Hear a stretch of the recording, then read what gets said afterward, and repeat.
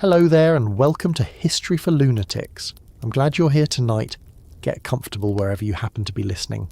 Maybe you are already in bed, maybe you have this playing through headphones while the room gets quieter, or maybe you are still awake doing something that requires just enough attention to keep your hands busy while your mind goes somewhere else. Tonight, we are going to Brooklyn. But not the Brooklyn of brownstone streets, expensive coffee shops, crowded parks, and neighbourhoods that appear on lists of places tourists should visit. We are going farther east, to a part of the borough that spent decades developing a very different reputation. We're going to Brownsville.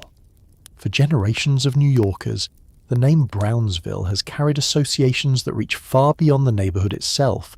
Crime, public housing, street gangs, poverty, shootings, police activity. In different periods, newspapers, television reports, politicians, and even New Yorkers who had never actually spent much time there helped build an image of Brownsville as a place where outsiders needed to be careful. In 2019, an official New York Police Department article described Brownsville as possibly the roughest of Brooklyn's poor neighborhoods and pointed to the area's unusually persistent levels of violence, even as crime had fallen dramatically elsewhere in New York. But that description creates an obvious question. How does a neighborhood get that reputation in the first place? Because Brownsville was not founded as a dangerous neighborhood. Nobody drew a boundary on a map and decided that this particular piece of Brooklyn would become one of the city's most feared places. The first families who settled there were not moving into a famous centre of urban violence. For much of the 19th century, there was hardly an urban neighbourhood there at all. The area was relatively undeveloped land on the eastern side of Brooklyn, with farms, scattered houses, workshops and open ground. The name Brownsville is generally traced to real estate developer Charles S. Brown, who subdivided land in the area during the 1860s.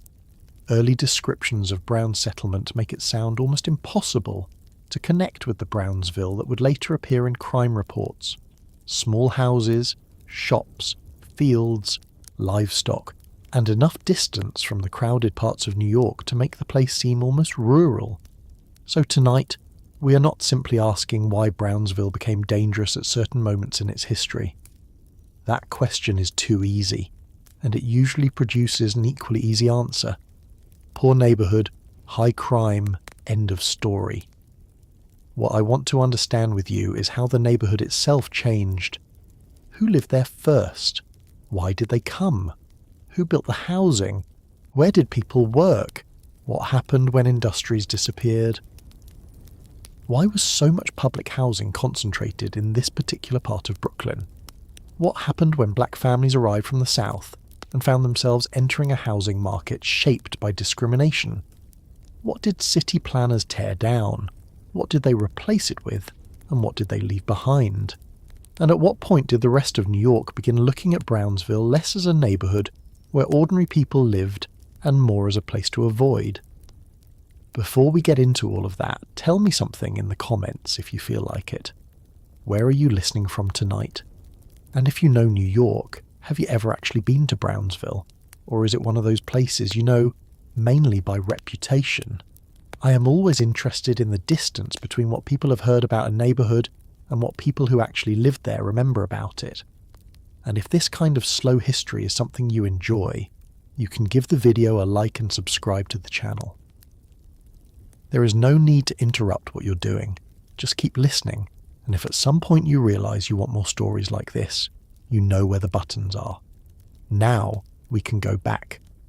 The first thing we need to remove from our minds is the modern skyline of Brooklyn.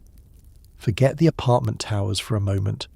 Forget the elevated train tracks, the traffic, the basketball courts, the brick housing developments, and the blocks of storefronts.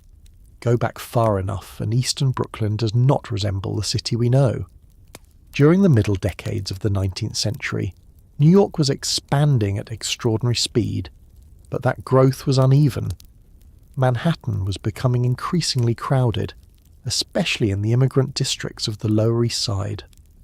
Brooklyn was growing too, but large areas farther east remained much less developed. transportation was slower, streets were incomplete, and land could still be purchased at prices that made speculative development possible. That difference in land value matters because Brownsville's history begins with cheapness.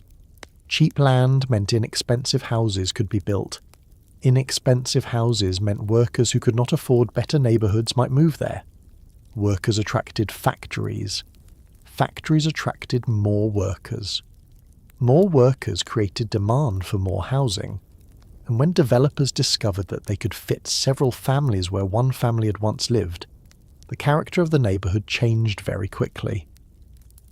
By the late 19th century, New York was receiving enormous numbers of immigrants, including Jews escaping poverty, persecution, and political instability in Eastern Europe.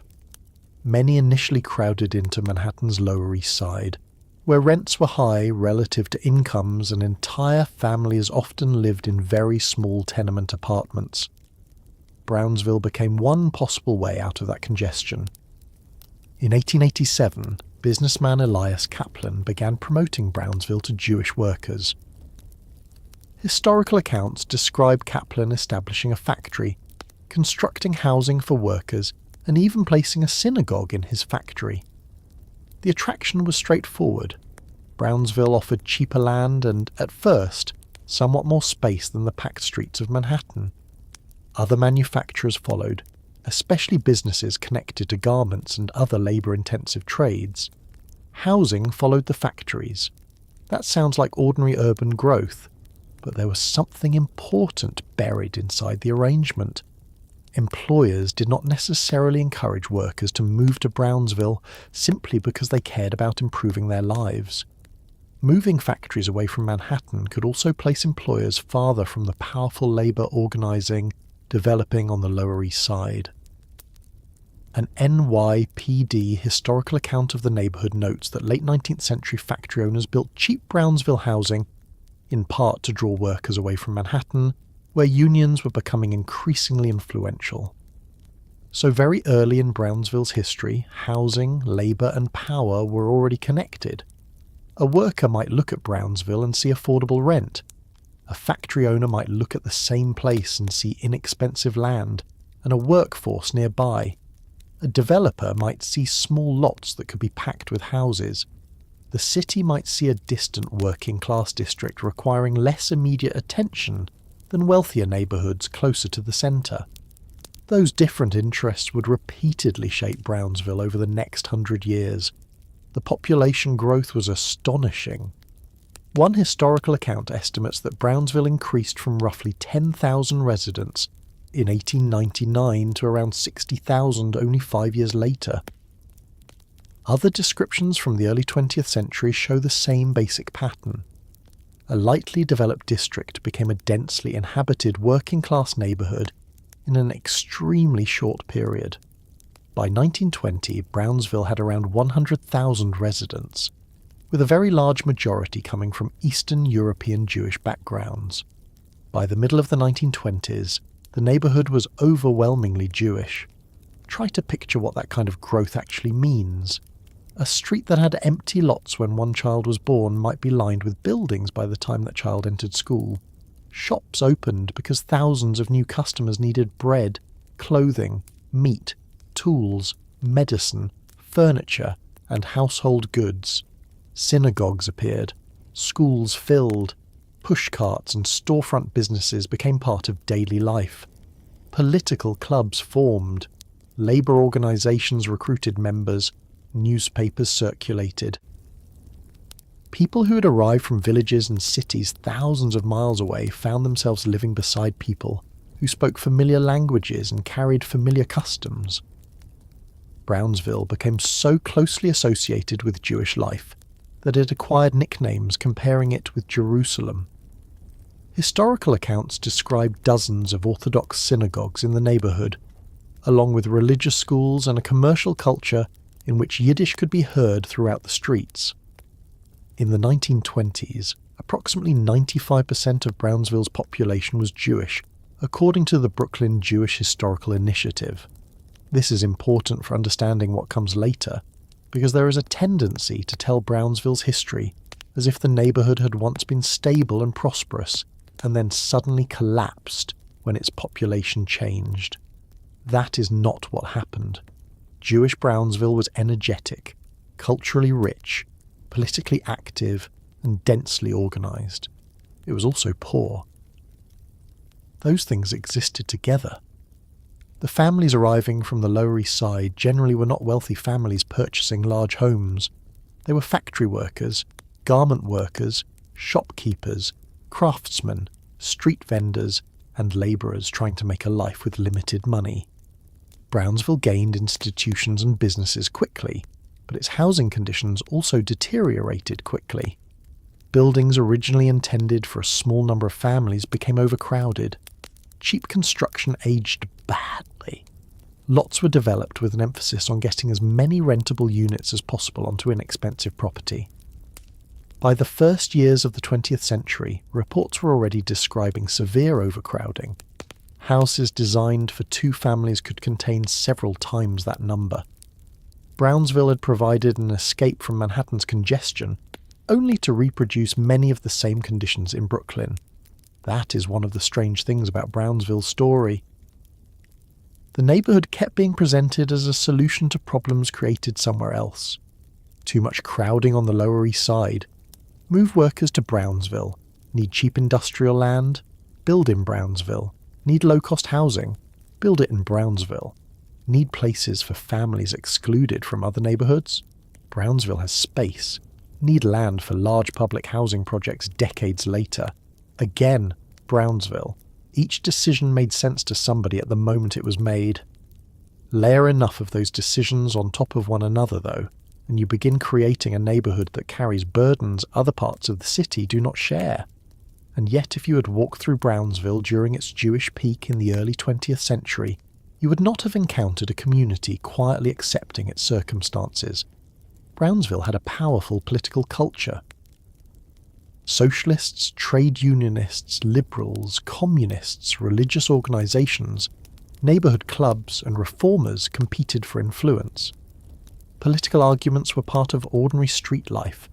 Women organised around rents, labour conditions, housing, education, recreation, and later civil rights. Historian Wendell Pritchett's study of Brownsville emphasises precisely this combination.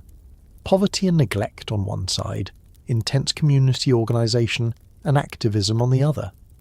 One event gives you a good sense of how Brownsville could sit directly inside much larger arguments about American life.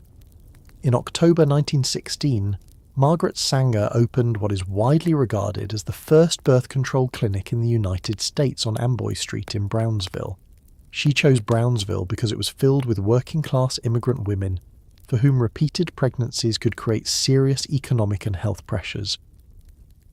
The clinic was controversial almost immediately and was shut down within days under laws restricting the distribution of contraceptive information.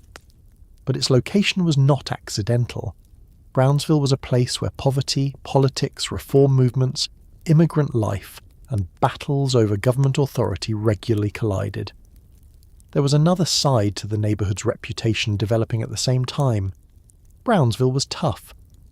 Not in the way the word is sometimes used now as a compliment, but in the very practical sense that young people grew up in crowded streets, where fighting, gangs, informal economies, and territorial identities could become part of daily life. Poverty did not automatically produce crime, and most Brownsville residents were not criminals, but poverty combined with overcrowding, limited opportunity, weak housing conditions, and a huge population of young working-class residents created an environment in which street gangs and organised crime could recruit. This matters because Brownsville's connection with crime began long before the neighbourhood became predominantly black. That fact is essential. If we skip it, the later story can become a lazy racial story in which Jewish families leave, black families arrive, and crime somehow appears. Brownsville's actual history does not fit that version. By the 1930s and 1940s, Brownsville had already produced some of the most notorious figures in New York's underworld. The group, later popularly known as Murder, Incorporated, included killers and racketeers closely associated with Brownsville and nearby East New York. Newspapers turned those men into symbols of an especially hard corner of Brooklyn. The neighborhood's reputation for violence, therefore, had roots in the period when Brownsville remained overwhelmingly Jewish. But even that can distort the picture if we stare at it too long. Imagine describing an entire modern neighborhood only by naming the criminals who happen to grow up there. You could make almost any large city sound terrifying. Most people in Brownsville were doing normal things. They were going to work. They were trying to pay rent. Children went to school. Families bought groceries on Pitkin Avenue. People attended synagogue. Men argued politics. Women organized tenants. Teenagers played sports. Merchants worried about customers. Parents worried about children. The criminal world existed beside all of that, not instead of it. That distinction will become increasingly important as we move forward, because Brownsville's public reputation and Brownsville's everyday life were never exactly the same thing. You can already see the beginnings of the problem. Once a neighborhood becomes known for poverty, outsiders start interpreting almost everything through poverty. Once it becomes known for gangs, every group of young men standing on a corner can be viewed as a gang. Once it becomes known for violence, an individual crime becomes evidence about the whole neighborhood, rather than evidence about the individual who committed it. And once the people with money and political power begin believing that a place is dangerous, undesirable, or hopeless, their decisions can make existing problems harder to solve. Brownsville would experience that cycle repeatedly. The demographic transformation usually associated with modern Brownsville had not yet happened during the neighborhood's early Jewish decades.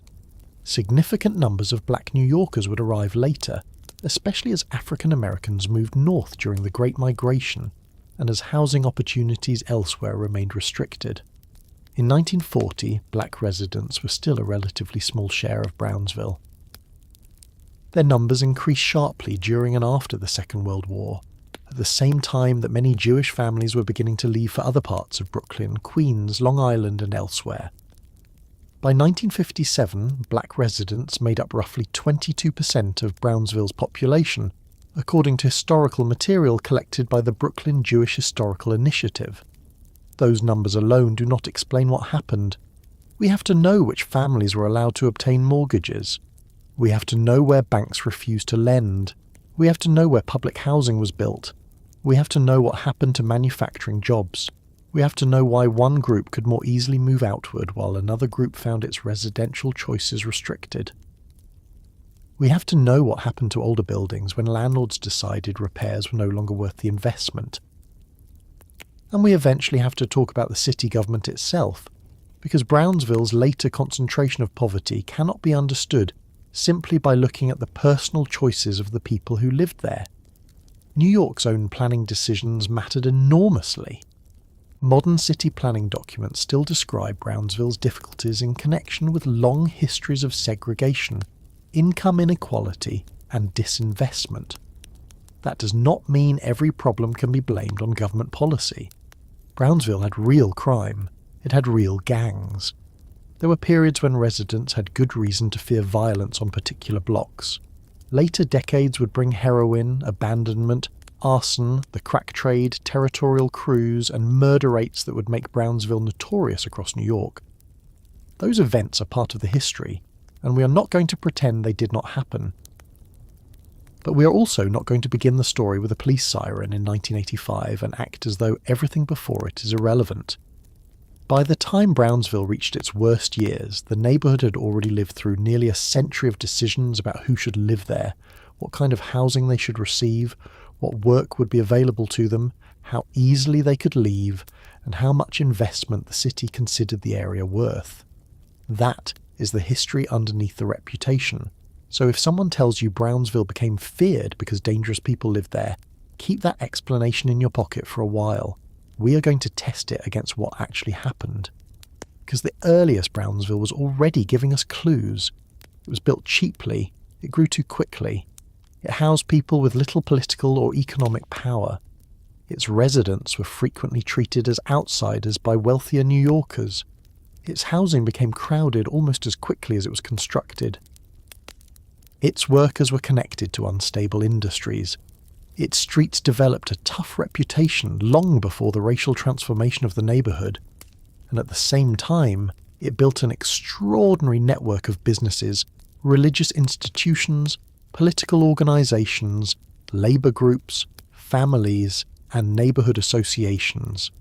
Both histories are true. That is where we need to stay for a while. Go back to the Brownsville of the late 1880s. The large public housing developments do not exist yet.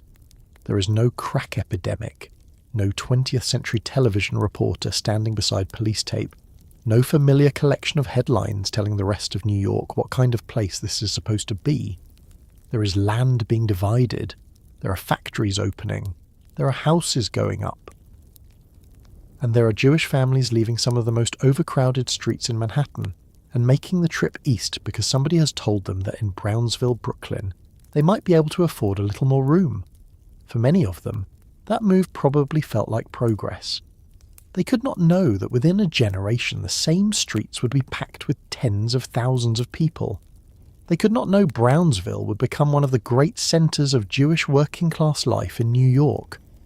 They could not know that its political movements would attract reformers, that its streets would produce famous athletes and notorious gangsters, or that decades later another population would inherit many of the buildings, institutions and problems they were only beginning to create.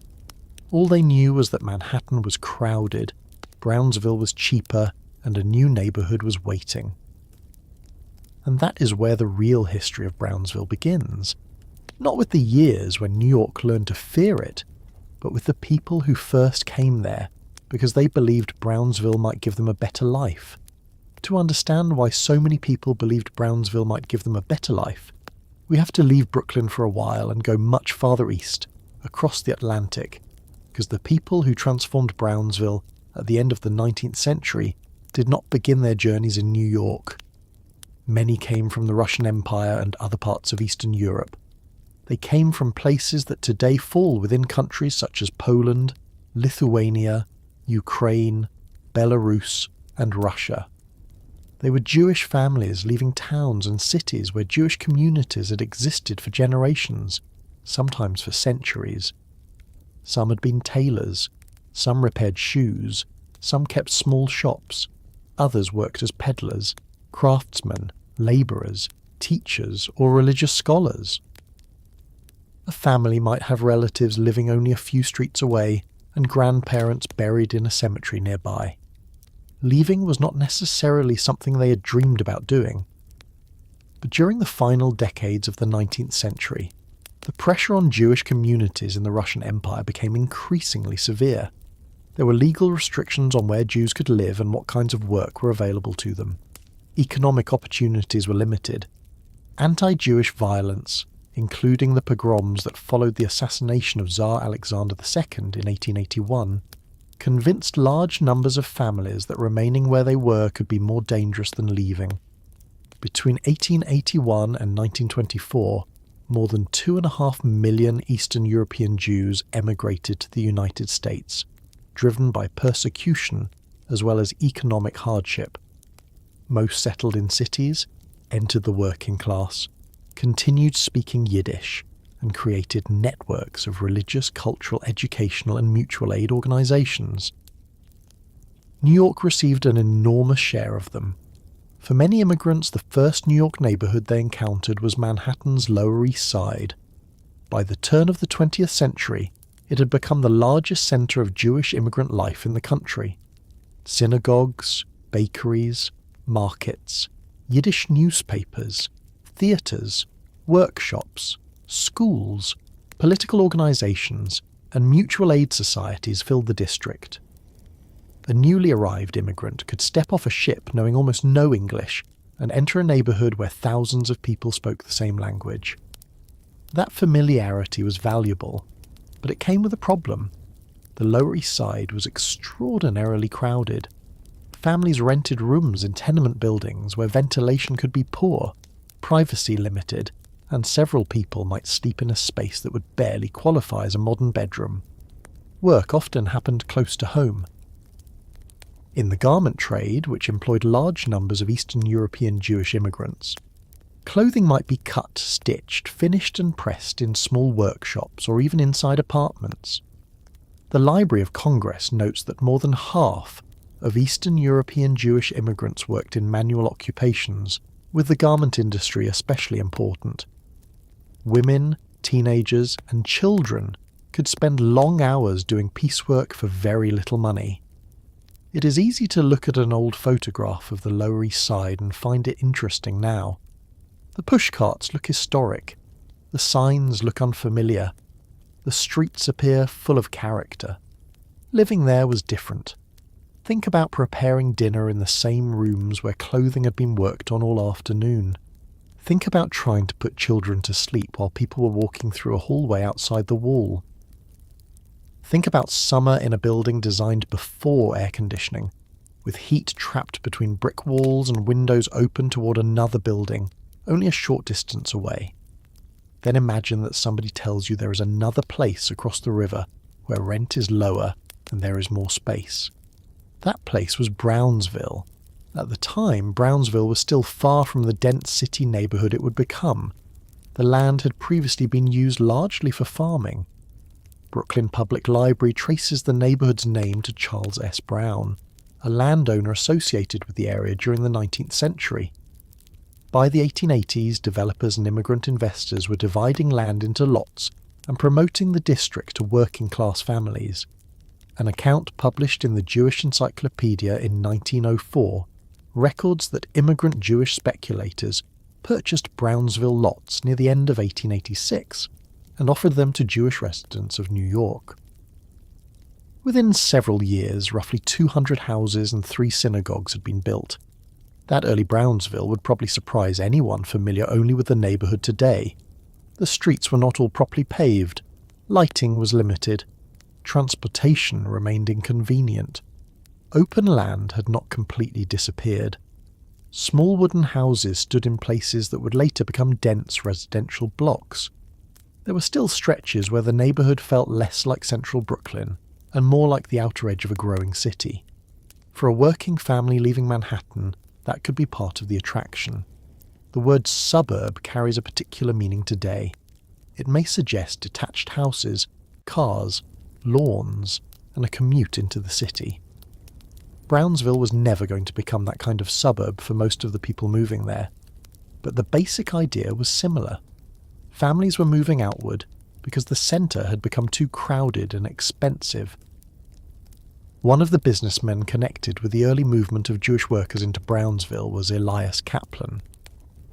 In 1887, Kaplan promoted the area to Jewish residents and established a factory along with housing for workers. He also placed the Ohev Shalom synagogue in his factory. Historical accounts of the neighbourhood note that Kaplan saw another advantage in moving workers away from Manhattan. Labour unions had become increasingly influential in the Lower East Side garment trades, and Brownsville offered manufacturers a chance to operate farther from those established centres of organising. That detail changes the story slightly. The immigrant worker might have been moving to Brownsville because rent was cheaper. The factory owner might have preferred Brownsville because land and labour were cheaper. The developer wanted to sell lots. The landlord wanted tenants. Several groups could support exactly the same movement for entirely different reasons. And once factories and workers began arriving together, Brownsville started growing at a speed that the small settlement was not prepared to handle. Imagine being one of the earlier families. You arrive when there are still open lots nearby. Perhaps your children can see undeveloped ground from the house. You have left Manhattan partly because you want distance from the packed tenement streets.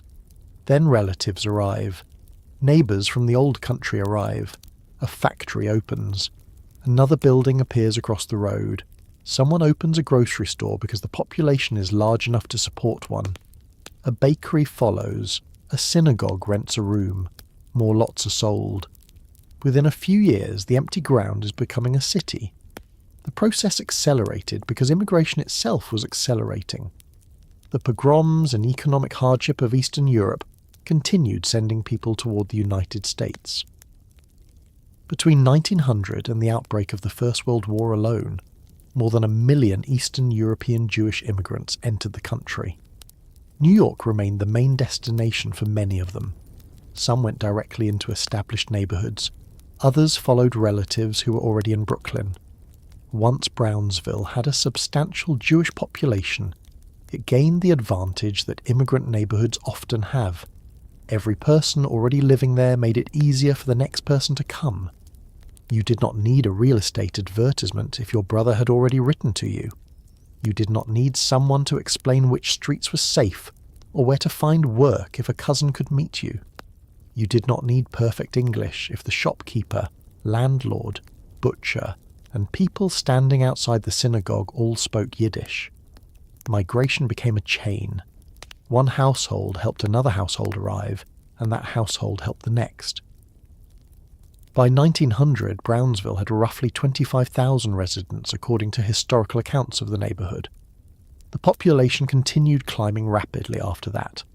By 1910, about 2/3 of residents were first-generation immigrants, with the great majority of those immigrants coming from Russia. By 1920, Brownsville had reached roughly 100,000 residents, more than 80,000 of them from Eastern Europe. Consider what that meant for a place that had been lightly developed only a generation earlier. The transformation was not simply a matter of putting more people on a map. Brownsville was building an entire social world. Yiddish became an everyday language of the neighborhood. You could hear it inside apartments, on sidewalks, in shops, in synagogues, and in political meetings. Yiddish newspapers circulated widely. Businesses could advertise to customers who had not yet learned English. Restaurants and bakeries sold familiar food. Religious schools taught children. Synagogues multiplied as groups of immigrants formed congregations based sometimes on religious practice, and sometimes on the European towns they had come from. For an immigrant who had crossed an ocean, this mattered. America was new, but Brownsville did not require you to become completely new on the first day. A person could be learning how New York worked while still speaking the language of home. Children often moved between those worlds faster than their parents. They attended American schools, learned English, picked up new expressions, and discovered that the customs inside their apartments were not necessarily the customs outside them. A mother might speak to her son in Yiddish while he answered partly in English. A father might depend on a teenage daughter to interpret an official letter. Children sometimes became translators for the adults who were technically in charge of the household. That pattern occurred in immigrant communities across New York, but Brownsville experienced it on a remarkable scale. Education became especially important. In 1899, the Hebrew Educational Society was established in Brownsville with support from prominent Jewish philanthropists. Part of its purpose was openly Americanizing. Programs emphasized English, citizenship, behavior, and preparation for life in the United States. There was a paternalistic side to this effort. Wealthier, more established Jews often looked at newly arrived Eastern European immigrants and believed that they needed to be taught how respectable Americans behaved. The immigrants did not necessarily accept every judgment being made about them, but they used the institution enthusiastically because the services were useful. That distinction is worth noticing. If someone offers you an English class because they think your old language makes you backward, you can reject their judgment and still take the English class. If someone opens a library because they believe books will make your neighborhood more American, you can disagree with their assumptions and still borrow the books. Brownsville residents did exactly that. The neighborhood's demand for books became so intense that it produced one of the more revealing episodes in its early history. The first Brownsville Library branch opened in 1905 using 7,000 books donated by the Hebrew Educational Society. Demand quickly overwhelmed the space. A permanent Carnegie Library opened on Glenmore Avenue in December 1908. On its first day, circulation exceeded 3,000 books. The branch became so busy that librarians had to limit how long patrons could spend searching for materials and using reference services. Think about that for a moment. This was one of the poorest parts of Brooklyn. Many adults had limited English. People worked long hours, homes were crowded, and thousands of books moved through a neighbourhood library on its first day. The demand did not disappear. Brownsville's library became so crowded that another Carnegie-funded branch was built. In 1914, the Brownsville Children's Library opened on Stone Avenue. Brooklyn Public Library describes it as believed to be the first library in the world built specifically for children. It became so popular that lines of young patrons waiting outside sometimes interfered with nearby businesses. That picture of Brownsville is rarely the one people remember when they hear the neighbourhood's name today.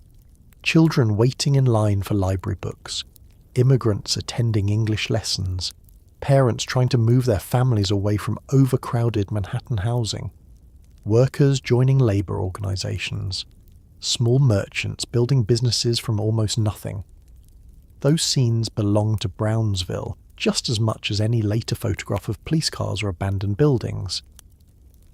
The neighbourhood also developed a strong political culture because many of its residents had arrived with political ideas already formed in Europe.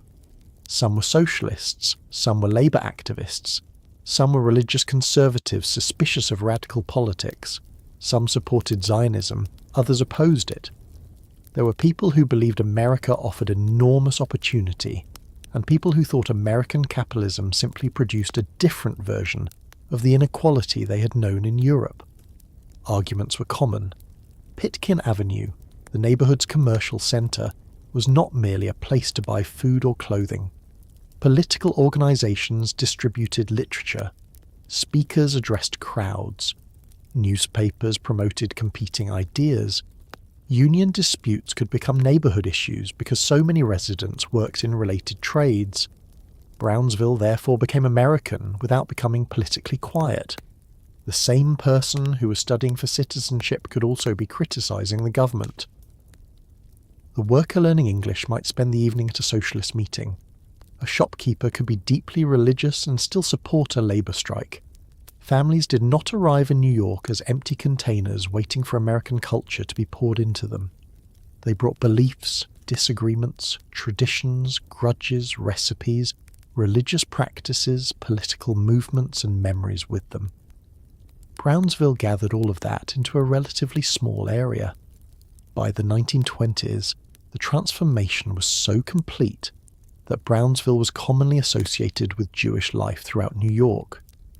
Historical accounts place its Jewish population at approximately 95% by 1925.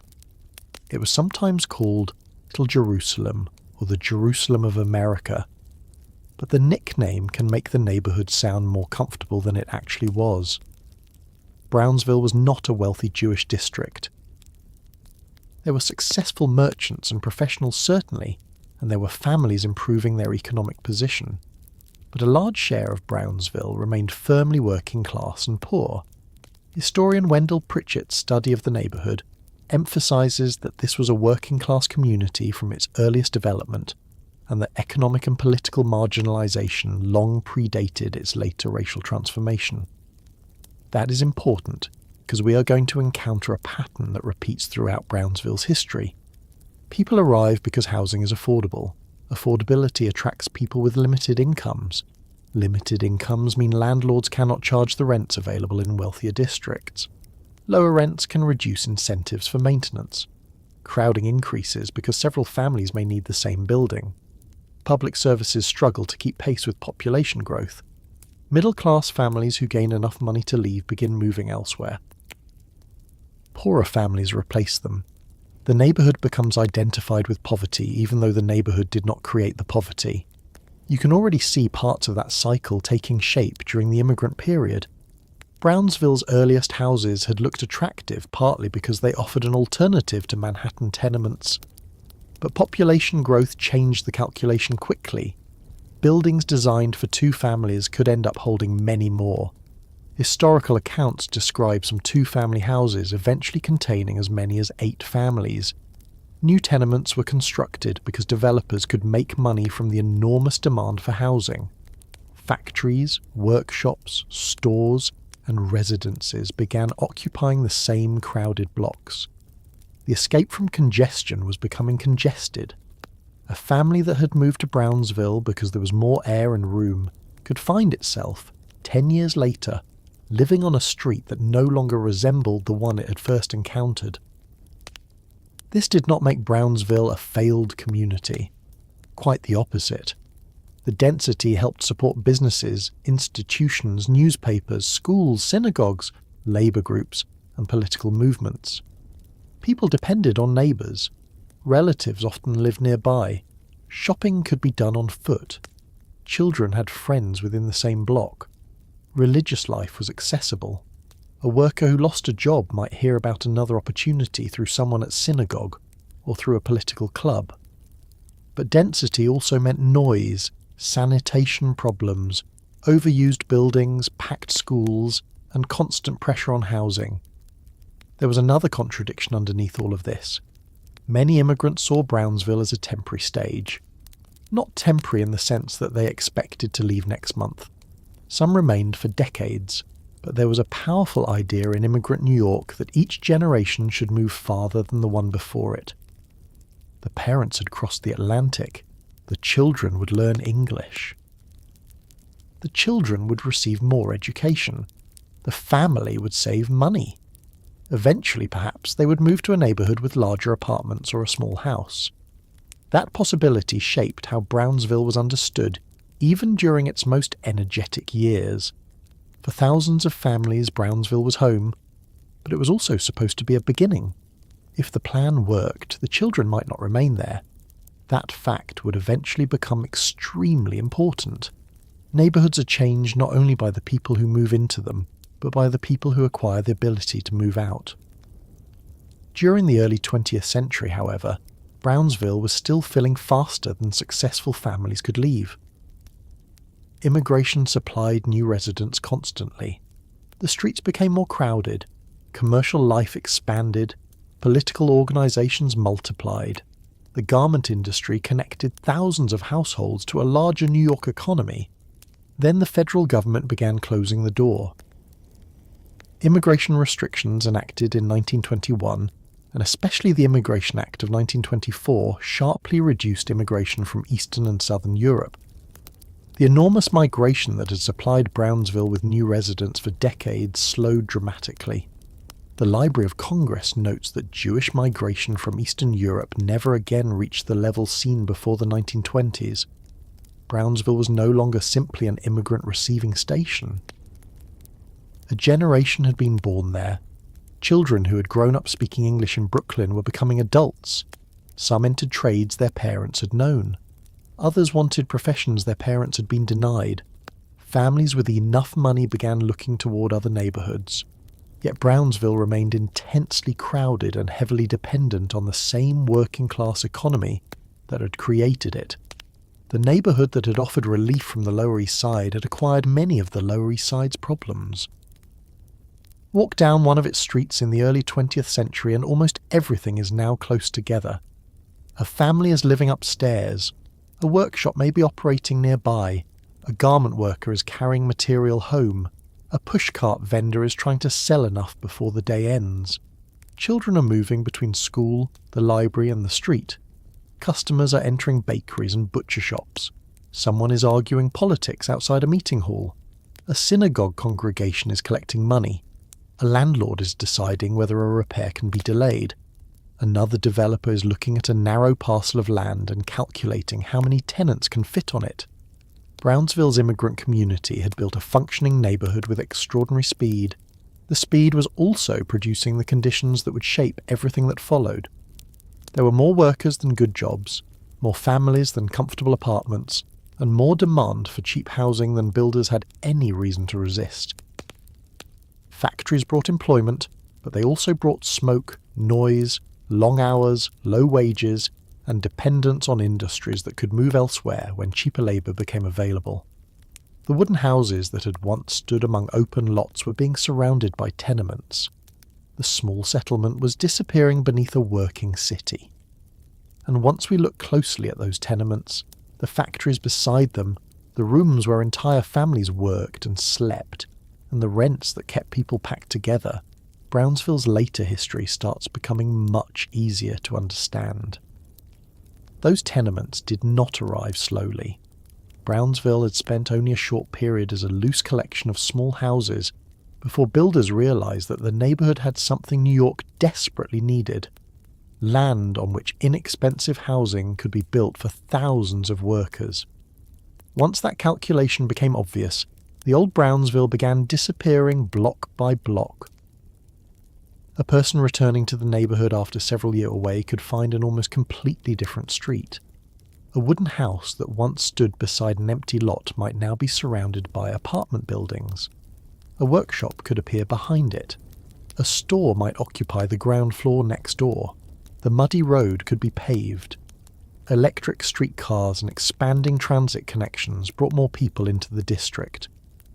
What had looked like the edge of Brooklyn in the 1880s was becoming a dense extension of industrial New York. The speed is important. Between the end of the 19th century and the First World War, Brownsville experienced one of the fastest building booms in Brooklyn. A historical account based on a 1915 Brooklyn Daily Eagle article reported that 194 new tenement buildings had gone up in Brownsville during 1914 alone. The newspaper described rows of tenements and business properties being constructed while demand continued to rise. That was the physical environment into which tens of thousands of immigrant families were moving. The word tenement can be misleading if you picture one specific kind of building. In New York law, a tenement was essentially a multiple family dwelling, and the quality of those buildings varied. Some were miserable. Others represented a genuine improvement for families coming from worse conditions in Manhattan. A newly constructed Brownsville apartment might have better ventilation, more reliable plumbing, or larger rooms than an older Lower East Side flat. After New York's Tenement House Act of 1901, newly built tenements faced requirements involving windows, ventilation, sanitation, fire protection, and indoor toilets that older buildings had often lacked. The problem was that laws could improve building design without changing the economics that produced overcrowding. Suppose you are earning barely enough to support your family. You find an apartment with 3 rooms. The rent is lower than Manhattan, but it still consumes a painful part of your weekly income. You have 4 children. A relative has just arrived from Russia and needs somewhere to stay. Perhaps you take in a boarder because the extra payment helps cover rent. Perhaps your oldest daughter sleeps with 2 younger children while the boarder takes another sleeping space. Nothing about that decision requires a reckless landlord. Then repeat the same calculation in thousands of apartments. A neighborhood can become overcrowded one reasonable decision at a time. Brownsville's earliest housing had included many 2-story wooden houses intended for 2 families.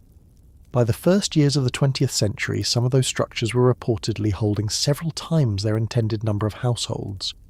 Historical descriptions of early Brownsville tell of 2-family buildings divided or packed, until as many as 8 families could be living inside. The district that had originally attracted people seeking relief from the Lower East Side was beginning to reproduce the same basic problem they had tried to escape. A crowded apartment affected almost every part of daily life. Privacy was limited. Sleeping arrangements changed depending on who was home. Children might share beds. Adults could rent sleeping space to boarders. Cooking happened close to sleeping areas. Laundry hung wherever there was room. During cold weather, windows stayed closed because heating fuel cost money. During summer, the same rooms became hot and difficult to ventilate. If somebody became sick, separating that person from the rest of the household could be almost impossible. The general dangers of New York tenement life were well documented during this period. Reformers described buildings with inadequate air, poor sanitation, vermin, and outbreaks of diseases such as tuberculosis. Home-based manufacturing made matters worse because an apartment might serve simultaneously as bedroom, dining room, nursery, and workplace. That last part mattered enormously in Brownsville, because the boundary between home and factory was not always clear. Garment manufacturing was one of the most important industries for Jewish immigrant workers in New York. Some Brownsville residents travelled to jobs elsewhere in the city, but manufacturers also moved workshops into Brooklyn. Factory owners had several reasons to do it. Land could be cheaper, workers were nearby, and some employers hoped to escape the stronger labour organisations developing in Manhattan's garment districts. Brownsville therefore grew not simply as a residential neighbourhood, but as a mixed landscape of apartments, factories, workshops, stores, and small industrial buildings placed close together. Picture a normal workday around 1910. Before daylight has been up for long, workers are already leaving apartments. Men and women walk toward factories or transportation lines. Shopkeepers lift shutters. Delivery wagons begin moving along the streets. Somewhere upstairs, a family is finishing breakfast, while somebody in the same building is already sewing. The garment trade depended heavily on piecework. That means you were paid according to how much work you completed, rather than simply receiving a comfortable salary for being present. If you stitched more pieces, finished more sleeves, pressed more garments, or assembled more sections of clothing, you could earn more. If work slowed, your income fell. For poor families, that system encouraged everyone who could contribute to do so. The Library of Congress documents immigrant garment production, in which women, teenagers, and children performed cutting, sewing, tailoring, pressing, and other kinds of piecework in cramped factories and inside tenement homes. Long hours and low pay were common complaints in the industry. So when we talk about a crowded Brownsville apartment, do not imagine that the people inside it merely returned there after work. For some families, the work came home with them. Fabric could be stacked inside rooms. Garment pieces could cover tables. A woman might sew while also watching a child. Older children could help with simple, repetitive tasks.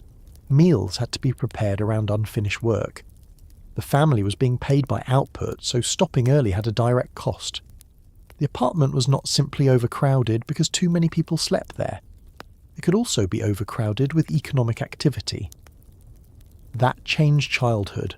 A Brownsville child could attend school, run errands, help with younger siblings, carry goods, assist with family work, and still spend hours playing in the street when time allowed. The street became important partly because the apartment offered so little space. If 6 or 8 people are sharing a few rooms, a sidewalk begins functioning differently. It becomes a social room, a vacant lot becomes a playground, a stoop becomes a meeting place. Children invent games that require almost no equipment, because equipment costs money and space is limited anyway. Adults stand outside to talk, because inside there may be nowhere to sit without disturbing someone else. This helps explain the intensity of old working-class neighbourhood life that appears in so many memories of early 20th century New York. People were not necessarily more sociable by nature.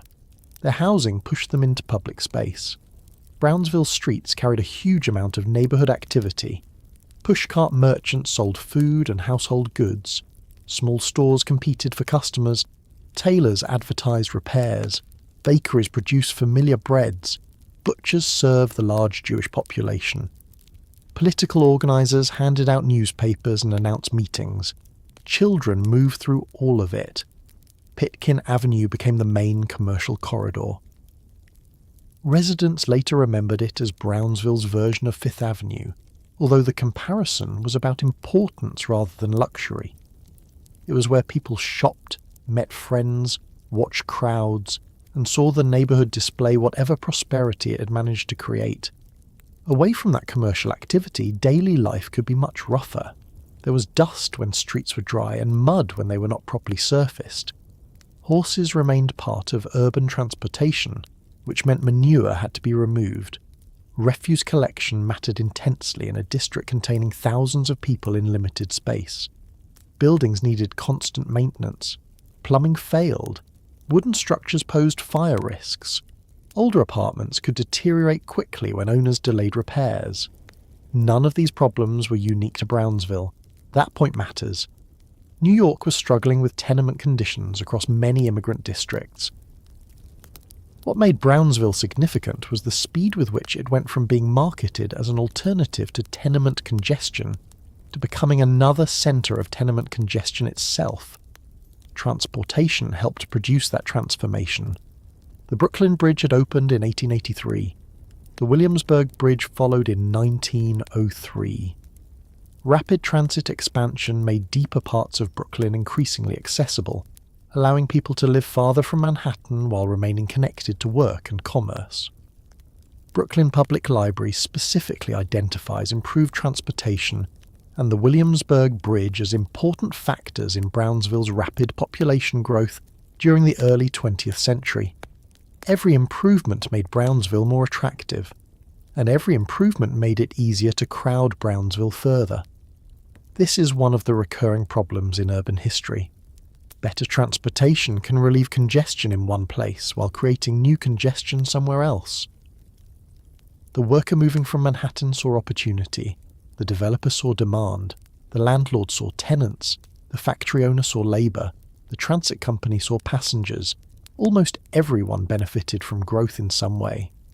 Very few people had an economic reason to ask what would happen if tens of thousands of residents were packed into the same district faster than schools, parks, sanitation services, housing regulations, and public infrastructure could keep up.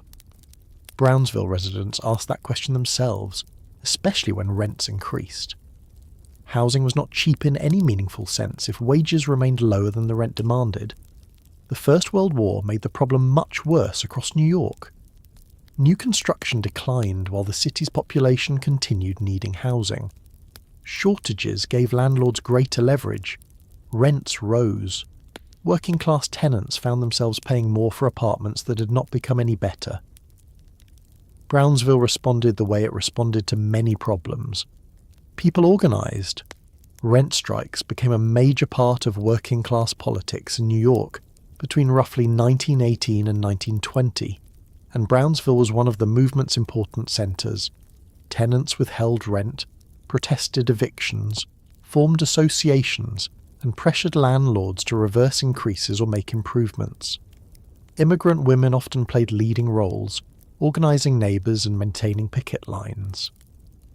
The Museum of the City of New York identifies Brownsville as one of the neighbourhoods where these early rent struggles were especially important. There is a reason women were so involved. Men might formally pay the landlord, but women usually dealt most directly with the consequences of bad housing. They knew which window would not close. They knew when the stove failed. They knew where water leaked. They knew how many children were sleeping in each room. They knew what happened when rent increased and grocery money did not. If an apartment was cold, the person caring for children inside it experienced that cold all day. Housing politics was therefore not separate from domestic life. It came directly out of it. In Brownsville, demonstrations sometimes involved entire buildings. Neighbours coordinated refusals to pay increased rents. Pickets discouraged replacement tenants from moving into apartments after strikers were evicted. Crowds gathered when marshals arrived to remove families. Children sometimes participated alongside adults. One documented Brownsville dispute in 1919 began after a landlord raised rents on part of Hinsdale Street from $7 to $10. Tenants resisted, and the conflict escalated into evictions. Other protests drew hundreds or even thousands of supporters. That history tells us something about the neighbourhood that later crime statistics cannot. Brownsville had developed a habit of collective action long before its later crises. People were poor, but they were organised. They did not assume a landlord had absolute authority because he owned the building. They did not assume a factory owner should determine wages without resistance. They did not assume city officials understood local problems better than the people living with them. This political culture was closely connected with labour organising. The International Ladies' Garment Workers Union had been founded in New York in 1900. The massive uprising of the 20,000 beginning in 1909 brought thousands of garment workers, many of them young immigrant Jewish women, into a major strike over wages, hours, and working conditions. Labour conflict continued through the following years.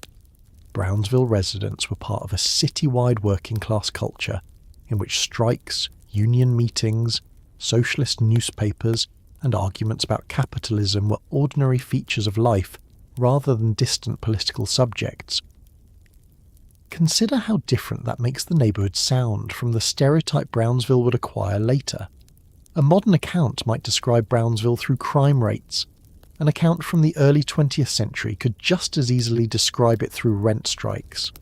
Both involve conflict in the streets, but they are very different kinds of conflict. Brownsville's streets could be crowded with tenants, protesting landlords, workers supporting strikes, political candidates speaking from makeshift platforms, shoppers filling Pitkin Avenue, children gathering outside libraries, and religious congregations moving through the neighbourhood according to the rhythms of the week. That does not mean the streets were peaceful. Street gangs existed in immigrant New York. Fights happened, gambling existed, theft existed. Organised crime would eventually become an important part of Brownsville's reputation. Young men growing up in poverty did not all move through the legitimate economy successfully. But crime did not define Brownsville's social structure during this period. Work did, rent did, family did, politics did, housing did, and housing was increasingly becoming the most difficult problem to solve. The Tenement House Act of 1901 had forced improvements in newly constructed multiple dwellings. New buildings were supposed to include better light, ventilation, toilet facilities, and fire protections. That represented genuine progress over the worst 19th century designs. New York created a tenement house department to inspect properties and enforce regulations. But regulation could not make a poor family wealthy. A well-ventilated apartment could still be overcrowded. Indoor plumbing did not lower rent. A fire escape did not raise wages. A window did not prevent a landlord from delaying repairs. Housing reform improved buildings while leaving the underlying economic pressure largely intact. That pressure became visible in another way. Families that earned enough money often moved. This was exactly what many immigrant parents had hoped would happen. Their children learned English, some finished high school, a smaller number went to college, others entered skilled trades, opened businesses, or moved into white-collar work. Once their income improved, Brownsville was no longer necessarily the place they wanted to remain. They could look toward East Flatbush, Crown Heights, Canarsie, Brighton Beach, Queens, or eventually Long Island. Leaving did not mean they hated Brownsville. It often meant Brownsville had done what they wanted it to do. The neighbourhood had been the first affordable step. The problem was what this process meant for the housing market left behind. If the families with the strongest incomes gradually leave while poorer households continue arriving, landlords face a particular calculation. Investing heavily in an ageing building may not produce significantly higher rent, because tenants cannot afford it. Repairs are postponed, maintenance becomes minimal, buildings decline. That process did not happen to every property at the same speed, and Brownsville still contained thriving commercial streets and active community institutions.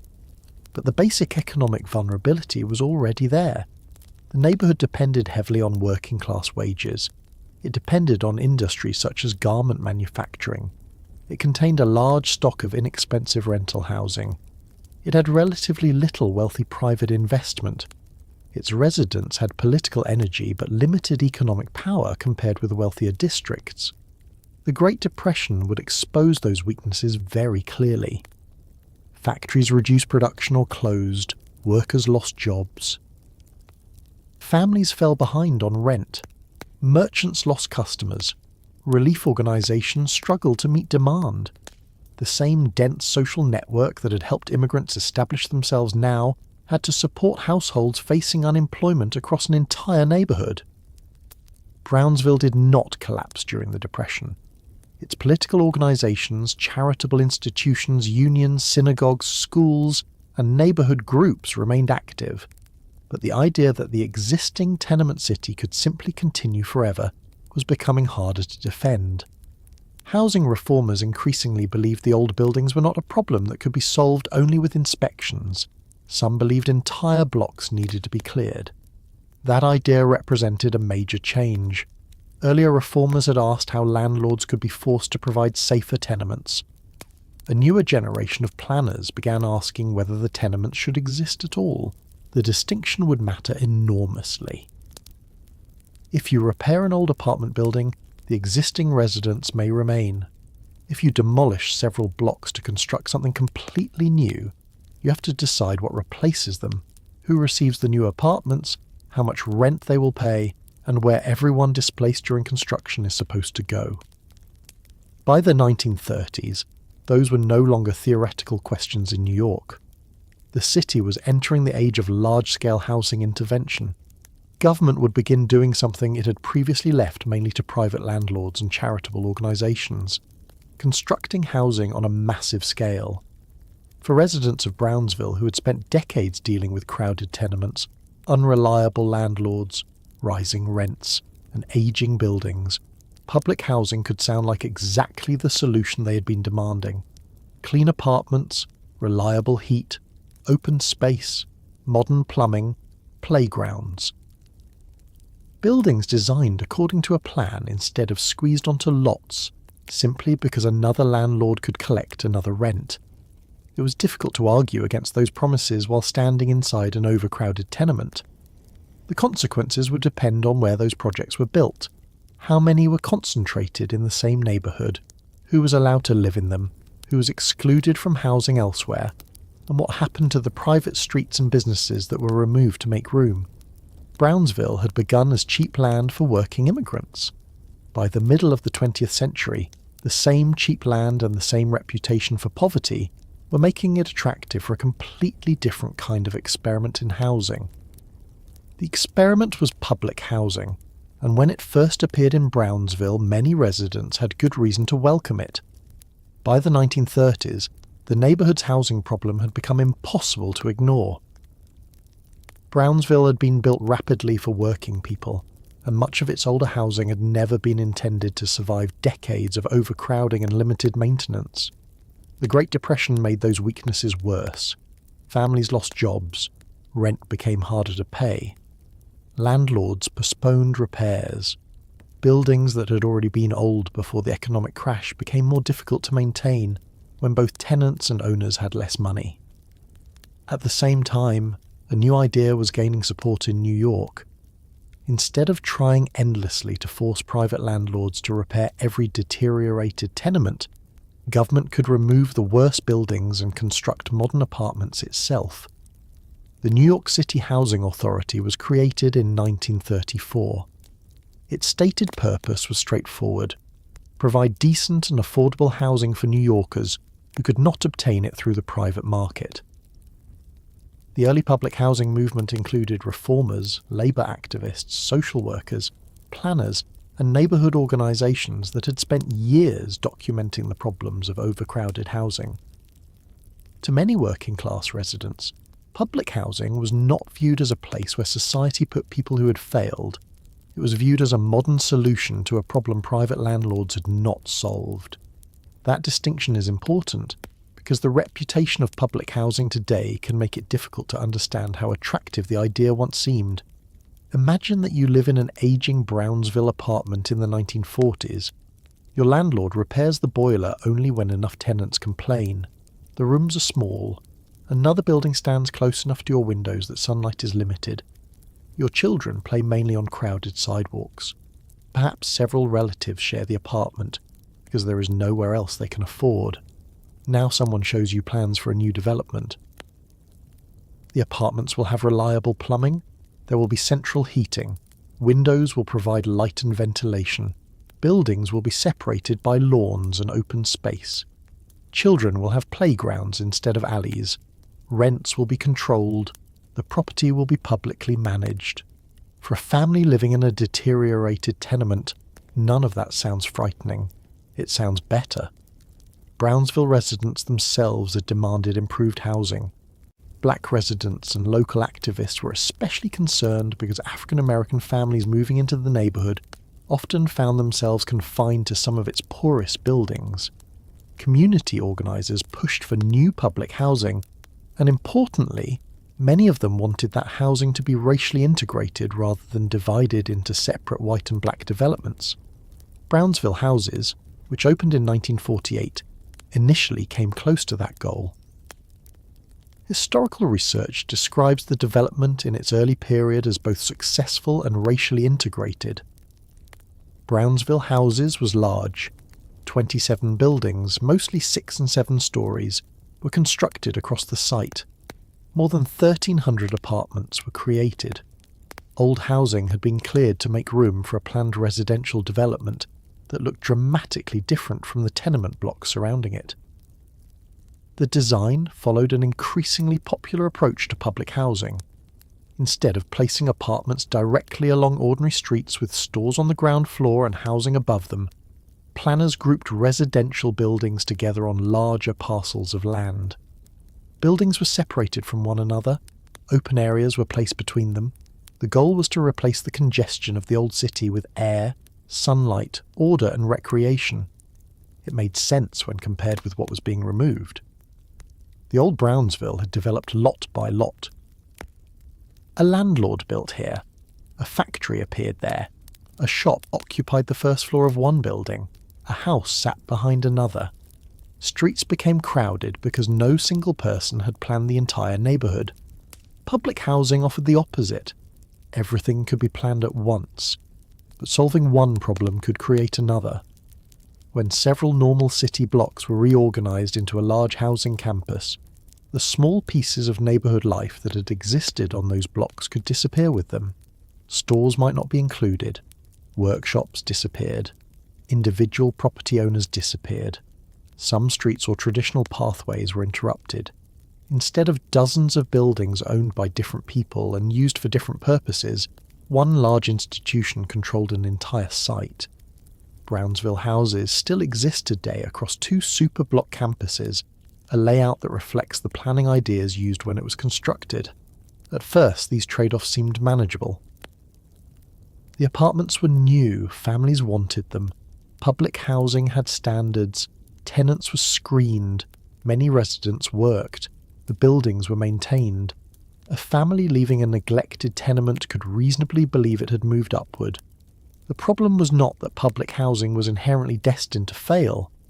The larger problem was where New York chose to concentrate it, and what was happening in the private housing market at exactly the same time. To understand that, we have to look at a map made a decade before Brownsville Houses opened. During the Great Depression, the Federal Homeowners Loan Corporation conducted surveys of neighborhoods in cities across the United States. Between 1935 and 1940, its agents and local real estate professionals assigned residential areas grades based on what they considered mortgage risk. Areas considered safest received an A rating and were coloured green. B areas were blue. C areas were yellow. D areas, considered the greatest risk, were coloured red. This is where the term redlining comes from. The evaluations were not based only on the physical condition of buildings. The people who lived in the neighbourhood mattered enormously. Immigrants could lower an area's rating. Working-class residents could lower it. Black residents were treated as an especially serious threat to property values. The surviving descriptions use openly discriminatory assumptions about race, ethnicity, class, and even political beliefs when evaluating whether neighbourhoods deserved investment. Brownsville received the lowest rating. It was redlined. The evaluators criticised its building conditions and working-class population, but their concerns went further. Historical discussions of Brownsville's rating note that the neighbourhood was criticised for racial mixture, poor property maintenance, and the left-wing political culture for which Brownsville had become famous. The same rent strikes and radical political organising that residents had used to defend themselves could be interpreted by real estate evaluators as another reason the neighbourhood was undesirable. There is an important correction to make here because the history of redlining is sometimes simplified too much. The surviving HOLC maps are powerful evidence of how government officials and real estate professionals thought about neighbourhoods. But historians have shown that the HOLC maps themselves were not necessarily the single document banks consulted every time they rejected a mortgage. The Federal Housing Administration developed its own underwriting system, private lenders maintained discriminatory practices, and the broader real estate industry already treated racial change as a financial danger. FHA mortgage insurance had a more direct and lasting influence on where federally supported home loans flowed. For a family in Brownsville, the distinction mattered less than the result. Money was easier to borrow in some neighbourhoods than in others, and the places considered safest for investment tended to be places where poor people, immigrants, and especially black people were absent. That changed the future of Brownsville in ways that were not immediately visible. Consider two families after the Second World War. One is a Jewish family that has lived in Brownsville for 20 years. The parents arrived from Eastern Europe. Their son served in the military. He has returned, found stable work, married, and wants to buy a house somewhere with more room. The other is a black family. Perhaps the parents came north from Virginia, North Carolina, South Carolina, or another southern state. The father also has steady work. They also want a house. On paper, both families appear to be doing exactly what America encouraged after the war. Work, save, buy a home, raise children, move into the middle class. But they did not encounter the same housing market. Federal mortgage programs helped millions of Americans purchase homes under financing arrangements that were dramatically easier than the short-term mortgages common before the New Deal. After the war, veterans also benefited from federally backed mortgage opportunities. Yet discriminatory underwriting, local real estate practices, exclusion by suburban developers, and segregation sharply restricted black families' access to many of the same opportunities. Mapping Inequality's historical research describes how federal housing policy reinforced segregation while extending mortgage benefits disproportionately to white households. This did not mean every Jewish family could easily buy a suburban house. Jewish buyers also encountered discrimination in parts of the housing market, and many remained working class. But race increasingly changed which doors opened. A white Brownsville family that improved its finances had more neighbourhoods available to it.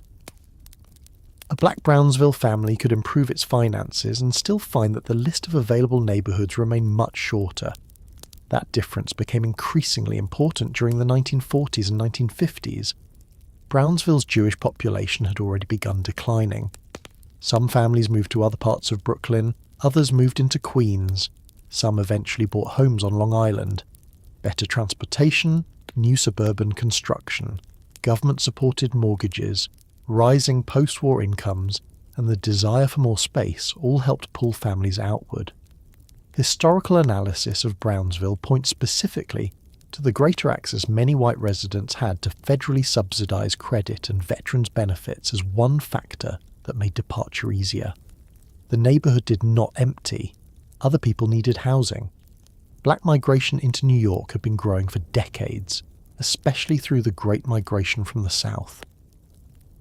Puerto Rican migration also increased significantly during the post-war period. These families were entering a city with a severe housing shortage and a highly segregated real estate market. They could not simply choose among all 5 boroughs according to price. Race affected the choice. Brokers affected the choice. Landlords affected the choice. Mortgage lenders affected the choice. Neighbourhood hostility affected the choice.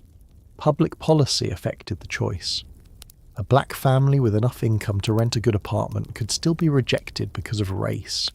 A family capable of making mortgage payments could still struggle to obtain financing. A veteran who had served the same country as a white veteran could return to a housing market offering very different opportunities. Brownsville consequently became one of the neighbourhoods where black families could actually find housing, especially as Jewish residents moved away and vacancies appeared. Academic research on Brooklyn segregation describes Brownsville as one of the limited areas into which black residents could move, while many other neighbourhoods continued excluding them. That is the geography we need to keep in mind. Segregation does not require a wall. You can create it by limiting choices. If 100 neighbourhoods exist but one family can realistically enter 70 of them, while another family can enter 10, the second family does not need to be physically forced into any particular place. The housing market will do much of the work. Brownsville became one of those places. Then New York added more public housing. Van Dyck one opened in 1955. Tilden houses followed in 1961.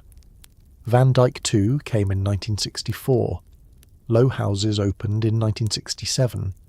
Hughes Apartments and Glenmore Plaza followed in 1968. Woodson houses arrived in 1970. Those projects joined Brownsville houses and other subsidised developments in and around the neighbourhood, producing an extraordinary concentration of publicly owned or subsidised apartments within a relatively small section of Brooklyn. The decision was not simply based on available land. Politics mattered. Public housing was controversial. Residents of many white neighbourhoods did not want large low-income developments nearby. City officials understood that attempting to place projects in politically resistant areas could create intense opposition. The easier option was to build repeatedly in neighbourhoods where public housing already existed, where poverty was already concentrated, or where residents had less power to stop construction. Research on New York's housing history describes how public housing placement increasingly followed racial lines. Under the political system associated with Robert Moses and other post-war planners, large subsidized developments were concentrated in black, Latino, and Jewish working-class areas after officials encountered resistance in white Catholic neighborhoods. Brownsville became a major recipient of this construction. This produced a strange contradiction. Brownsville needed better housing. Residents had asked for better housing. The city responded by building thousands of good apartments, and the sheer concentration of those apartments helped isolate poverty. The problem becomes easier to see if you compare Brownsville with a neighborhood where affordable public housing was only one part of the housing market. Imagine a district containing private houses, small apartment buildings, larger rental buildings, cooperative apartments, public housing, commercial buildings, and new private construction. If one sector struggles, the others can still bring investment and different kinds of residents into the neighbourhood. Now imagine that private investment declines while public housing becomes one of the only major sources of new residential construction. The second neighbourhood becomes much more dependent on government. Brownsville moved toward the second model. One analysis of the neighbourhood's post-war development found that for decades, thousands of NYCHA apartments represented almost all of the significant new housing being added while private construction remained weak. That mattered because public housing was built for people who could not obtain housing easily elsewhere. The more affordable units Brownsville received, the more the city could send low-income households there. The more low-income households were concentrated there, the less attractive Brownsville appeared to private investors. The less private investment arrived, the more dependent the neighbourhood became on subsidised housing. None of those individual decisions required anyone to announce that Brownsville should become poor. The result could emerge from the system, and the physical design reinforced the separation. Traditional Brownsville blocks had been crowded, sometimes badly crowded, but they contained a mixture of uses. There could be a grocery store underneath an apartment. A tailor could operate around the corner. A small factory might employ neighbourhood residents. A landlord might live in the same building as tenants. A synagogue, social club, restaurant, repair shop and apartment house could exist within a short walk. Large public housing campuses changed that pattern. They provided housing very efficiently, but most of the buildings existed for one main purpose: apartments. The space between buildings was intended for recreation, light, grass and circulation rather than small private businesses. The result was cleaner and more open than a tenement district, but it could also separate residents from the dense commercial activity that had characterized Old Brownsville. That did not immediately produce disorder. Early NYCHA developments were often carefully managed. Families competed for apartments. Income rules existed. Employment was common among residents. There were tenant organizations, playgrounds, schools, and community institutions. Someone moving into Brownsville houses in 1948 did not believe they were entering a symbol of urban failure. They were entering one of the newest residential developments in Brooklyn. The danger came later. when the assumptions supporting the system changed. Public housing works differently when it contains a broad population of working families than when it increasingly becomes housing reserved for the poorest households in the city. A development can survive low rents if government consistently funds maintenance. It can survive concentrated poverty if schools, jobs, transit, recreation, policing, sanitation, and social services remain strong. It can survive aging buildings if major repairs happen before systems fail. But if all of those responsibilities weaken at the same time, public housing begins carrying more pressure than housing alone can solve. Brownsville was becoming vulnerable to exactly that situation. The neighbourhood was losing many families who had gained enough money to move. Black and Puerto Rican families arriving behind them faced more restricted housing choices. Private mortgage investment remained weak. Public housing continued expanding. Manufacturing was beginning a long decline. Older private buildings were still deteriorating. Commercial streets would soon lose customers as the population changed and purchasing power fell. The population itself was becoming poorer even though thousands of apartments were physically better than the tenements they had replaced. This is why it is too simple to say that public housing ruined Brownsville. Public housing gave thousands of families apartments that were safer and better than the housing available to them before. Without it, many residents would have faced even worse overcrowding. The problem was concentration.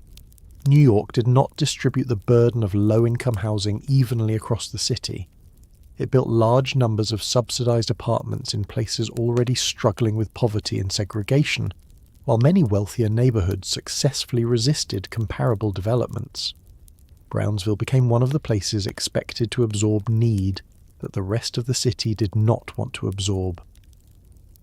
The redlining map and the public housing map therefore began reinforcing one another. Private capital looked at Brownsville and saw risk. Government looked at Brownsville and saw a place where subsidized housing could be built. A family with access to mortgage credit looked outward toward another neighborhood. A family excluded from those markets looked toward Brownsville because apartments were actually available there. Over time, that combination changed who could leave and who was likely to arrive. There was no single morning when Brownsville woke up segregated. There was no law ordering every Jewish resident to leave. There was no law requiring every black family to move in. Instead, thousands of separate decisions were being shaped by a system in which the choices were unequal before anyone made them. One family received a mortgage. Another was denied. One developer built in a suburb that excluded black buyers. Another neighborhood resisted public housing. Another Brownsville tenement was cleared. Another NYCHA development went up. Another white family sold its apartment or house and moved farther into Brooklyn, Queens, or Long Island. Another black family discovered that Brownsville was one of the few neighborhoods where a landlord would rent to them. Repeat that process for 15 or 20 years, and the population of a neighborhood can change almost completely. By the 1950s, the transformation was already visible. The old Jewish Brownsville had not vanished. Synagogues still operated. Jewish merchants still owned stores.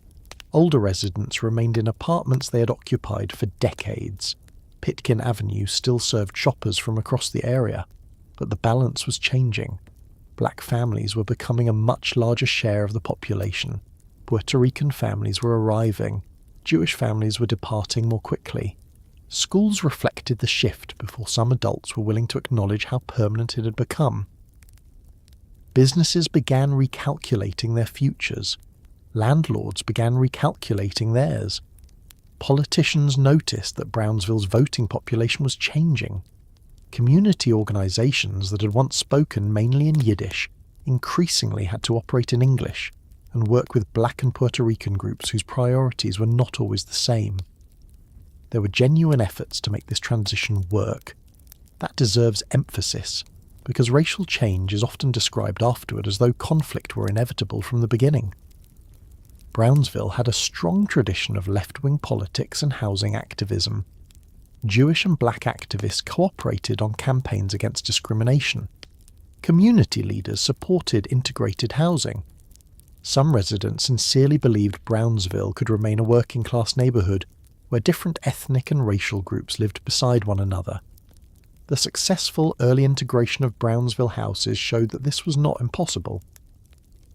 But integration requires more than putting different families in the same development. It requires giving them comparable opportunities. If one group can move into neighbourhoods across the metropolitan region, while another remains blocked from most of those places, the integrated neighbourhood will not remain balanced automatically. The group with more options gradually leaves. The group with fewer options becomes increasingly concentrated. That is largely what happened.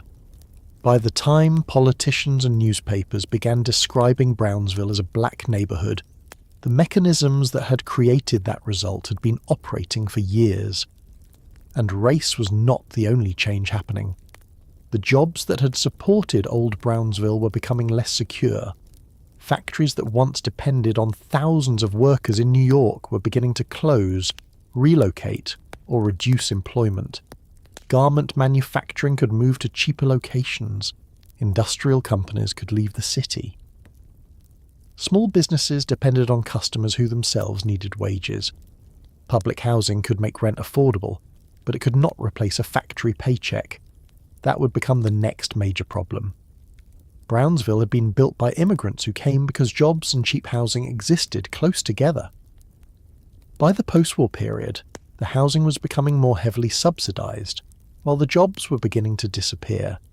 At the same time, the families with the easiest path into the growing suburban economy were leaving fastest. The streets had not yet reached the crisis years that would later make Brownsville famous. Pitkin Avenue still had stores. Thousands of people still went to work every morning. Children still filled playgrounds and schoolyards.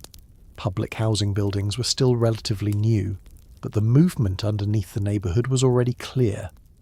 One population was gaining the ability to leave. Another population was arriving with fewer places it was permitted to go. And the money that followed the first group was beginning to leave Brownsville with them. The money did not leave Brownsville all at once. Neither did the families. During the years immediately after the Second World War, the neighbourhood was still crowded, busy, and commercially active. Pitkin Avenue remained lined with stores. Jewish merchants still knew customers who'd been coming into their shops for years. Children filled the schools. Factories and garment shops still provided work. Synagogues remained open. New public housing developments were rising nearby. If you had walked through Brownsville around 1950, you would have noticed that the population was changing, but you probably would not have concluded that the old neighbourhood was about to disappear. The change happened quickly enough that people who had grown up there later remembered it as sudden. Brownsville's black population had already been growing before the 1950s. It doubled between 1940 and 1950, and by 1957 black residents made up roughly 22% of the neighbourhood. Many newcomers were part of the larger movement of African Americans from the South to northern cities. Others came from different parts of New York after discovering that Brownsville was one of the neighbourhoods where housing was available to them. Puerto Rican families were also becoming a larger presence as post-war migration from Puerto Rico to New York increased. They were not arriving in an empty neighbourhood. They were moving into a place where another population was beginning to leave. The phrase usually used to describe what happened is white flight, and the phrase is useful, but it can hide almost as much as it explains. Some Jewish residents left Brownsville because they were uncomfortable with racial change. That happened, and pretending otherwise would make the history less accurate. Real estate fears, prejudice, rumours about crime, anxiety about schools, and the racial attitudes of the period influenced decisions about where families lived. But other residents had been planning to leave long before Brownsville became predominantly black and Puerto Rican. The children and grandchildren of Eastern European immigrants had grown up. Many spoke English as their first language. Some had graduated from high school or college. Others had entered civil service, skilled trades, professional work, teaching, business, or better-paying industrial employment. Their parents had moved to Brownsville because it offered cheap housing near working-class jobs. Their children were now looking for something those parents had rarely been able to afford: a private house, a larger apartment, a quieter street, or simply more space. Canarsie attracted many Jewish families. Others moved to Flatbush, Queens, Long Island, or New Jersey. Suburban development after the Second World War created thousands of new houses at exactly the moment when a generation of Brownsville families was financially ready to consider buying them. Historical accounts of Brownsville describe this outward movement accelerating during the 1950s and especially the 1960s. By the end of the 1960s, fewer than 5,000 Jewish residents remained in a neighborhood that had once contained one of the largest Jewish communities in the United States. If every family in New York had enjoyed the same freedom to make that decision, Brownsville's demographic change might have developed very differently. They did not. A black family could have the same desire for a small house that a Jewish family had. They could have similar wages. The father might have served in the military. The parents might have savings. They might want a yard, good schools, and an extra bedroom. Yet discriminatory lending, discriminatory real estate practices, exclusion from suburban developments, and resistance inside many white neighborhoods meant that African American families encountered a narrower housing market. So one population was becoming increasingly mobile at the same time. Another population was arriving in New York with its mobility restricted. You do not need every departing white family to be motivated by racism for that system to produce segregation. Imagine 20 Jewish families living on a Brownsville block in 1955. 5 improve their finances enough to move. A few buy houses in Canarsie. Another family goes to Queens. Someone moves to Long Island. An elderly couple stays because they have lived in the same apartment for 30 years. A shopkeeper stays because his business is still on Pitkin Avenue. Now the vacant apartments become available. Who is looking for them? Black families who have been rejected elsewhere. Puerto Rican families looking for affordable housing. New Yorkers moving out of overcrowded apartments in other parts of the city. Families admitted into newly constructed public housing. Another few Jewish families leave the following year, then a few more. Nobody has to organise the entire process. Within a decade, the block can become almost completely different. The speed of the transformation affected how people experienced it. If neighbourhood change takes 50 years, institutions have time to adjust. A synagogue can gradually lose members.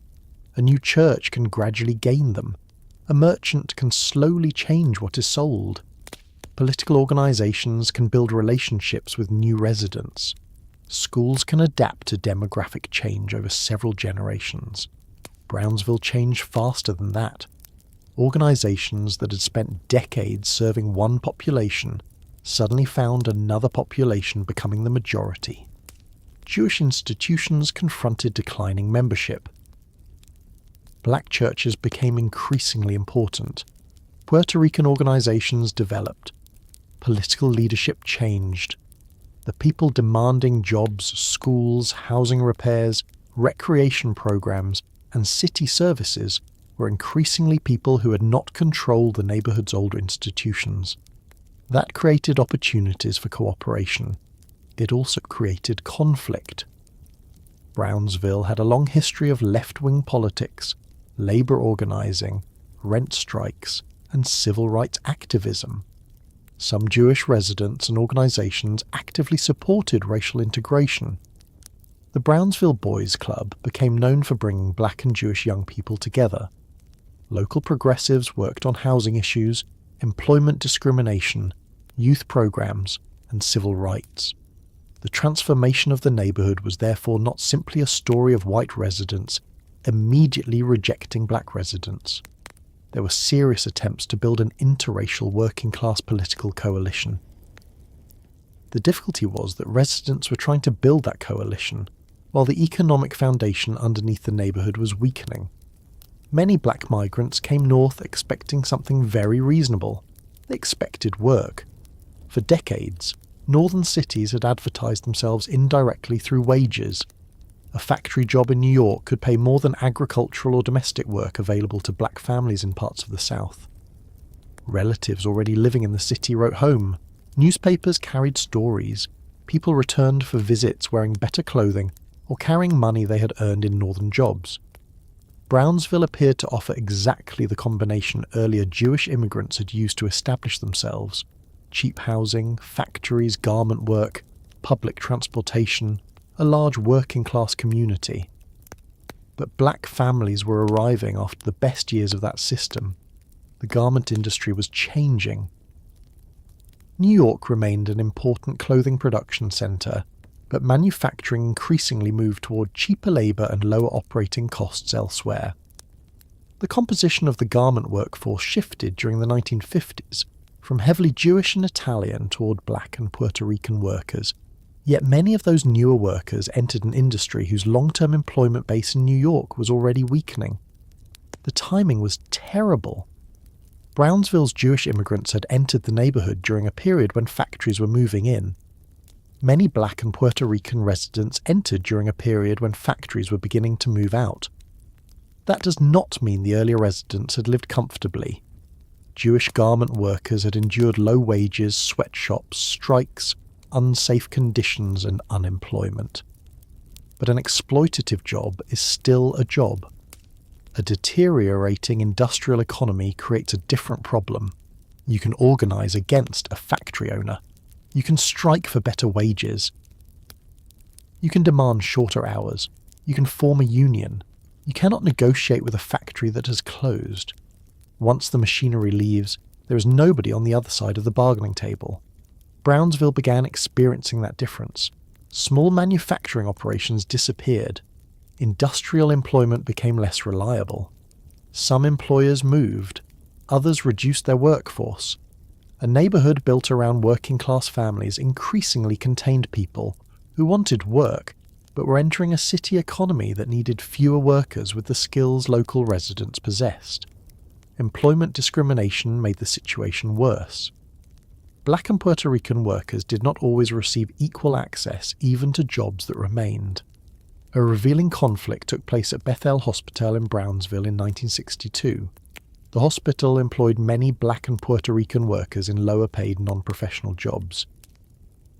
A labour struggle developed over wages and conditions, becoming an important local civil rights campaign. Black and Puerto Rican workers received support from Jewish labour activists and other liberal organisations, showing that interracial cooperation in Brownsville was still very real. Historian Wendell Pritchett treats the dispute as an important example of the possibilities of a northern civil rights movement built around employment and economic justice. That cooperation existed beside growing frustration. A black resident could walk past a business that had served Brownsville for decades and wonder why people from the neighbourhood were not being hired. A Jewish merchant could watch long-time customers leave and worry that the business would fail. A new resident could believe that established institutions were refusing to share power. An older resident could believe that institutions built by his generation were being taken away. Both people could be frightened about the same neighbourhood for different reasons.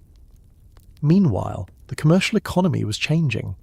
Pitkin Avenue had once been one of Brooklyn's major shopping districts. In 1942, one historical account counted 372 stores along the avenue, including 8 banks, and estimated that the businesses employed about 1,000 people. For Brownsville residents, Pitkin Avenue had been a place where practically everything could be purchased without leaving the neighbourhood. A shopping district like that depends on more than population. It depends on purchasing power. A neighbourhood can contain 100,000 residents and still struggle to support stores if too many of those residents have low or unstable incomes. As working families left Brownsville, they did not simply remove themselves from the census. They removed customers. They removed bank deposits. They removed homeowners. They removed merchants when business owners relocated with their families. They removed political relationships. They removed the spending that had supported stores, restaurants, entertainment, professional offices, and services. The families arriving behind them certainly spent money too, but they were disproportionately entering Brownsville with less wealth and fewer employment opportunities.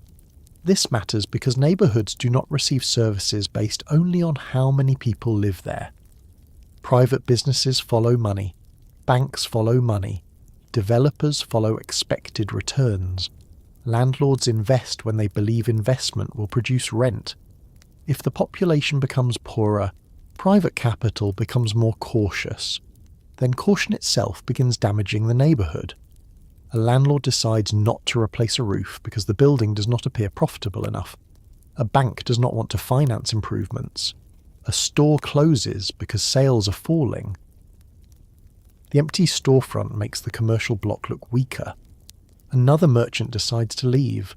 The next business considering Brownsville sees vacancies and chooses another neighbourhood. Nothing dramatic has to happen. The neighbourhood can lose investment through thousands of small decisions. Government was supposed to compensate for some of that loss. During the 1960s, Brownsville became the target of anti-poverty programs, housing initiatives, urban renewal, education reforms, and community development efforts. Politicians recognized that conditions were worsening. Residents organized aggressively for assistance. Federal programs associated with the war on poverty created new opportunities for local organizations to seek funding and demand greater control over services. But the city's approach to the physical neighborhood created another serious problem: urban renewal. The phrase sounds harmless. A neighborhood has deteriorated, the city removes bad buildings. Better buildings replace them. People move into safer homes. Businesses return. The neighborhood improves. That was how urban renewal was often presented. Execution could be very different. In Brownsville, the city identified deteriorated low-rise housing for clearance. Buildings were acquired and demolished. Families were relocated. The expectation was that replacement housing or rehabilitation would follow. Demolition was much easier than rebuilding. A city agency could declare a structure unsafe, acquire property, tear it down, and clear the lot. Creating a functioning neighbourhood afterward required money, competent planning, private partners, financing, construction, and years of consistent government attention. Brownsville did not always receive that second half. One historical analysis comparing Brownsville with Bay Ridge describes the city's 1960s urban renewal effort in Brownsville as badly planned and incompletely executed. Large amounts of older low-rise housing were demolished while rehabilitation of remaining properties failed to keep pace. From 1964 to 1970, even white residents who had remained committed to an integrated Brownsville increasingly left as conditions worsened. The distinction matters because by that point departure was no longer only about racial change. Some people were leaving physical deterioration. They were leaving uncertainty. They were leaving blocks where buildings had been removed and replacements had not arrived. They were leaving declining shopping streets. They were leaving schools under increasing pressure. They were leaving a neighbourhood in which public plans were announced more reliably than public plans were completed. Call all of that white flight and you miss part of what happened. Race shaped the housing market. Race shaped perceptions of Brownsville. Race influenced who could move elsewhere. But the neighbourhood was also experiencing something that can happen after an initial wave of racial flight begins. Investment follows the departing population. Then physical decline encourages another group of residents to leave. Then their departure removes more investment. The process feeds itself. A family might remain perfectly comfortable living beside a black family and still decide to move when the building next door becomes vacant and abandoned. Another family might support integrated schools and still leave because the local commercial strip has lost half its stores. Someone else might stay until street crime increases. Someone might leave because friends and relatives already moved to Canarsie. Someone might leave because their synagogue no longer has enough members. Someone might simply want a house with a driveway. Those decisions had different motives. Their effect on Brownsville was similar. The population with the greatest ability to move kept moving. The people with the fewest alternatives increasingly remained. That produced a concentration not simply of black residents but of poverty. This point is essential because race and poverty were becoming linked in Brownsville without being the same thing.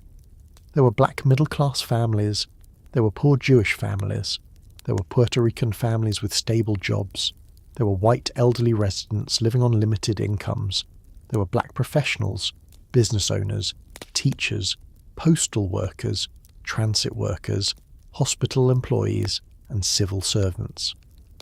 Brownsville never became a neighbourhood in which every resident fit one economic category. But statistically, the neighbourhood was becoming poorer. The businesses noticed, the landlords noticed, the banks noticed, the city noticed, newspapers noticed. And eventually the rest of New York began using the neighbourhood's racial identity as shorthand for its economic decline. During the 1960s, Brownsville increasingly appeared in public discussions as a black and Puerto Rican ghetto, rather than the Jewish working-class neighbourhood it had been only a short time earlier. Pritchett's history of the area places this shift at the centre of Brownsville's transformation.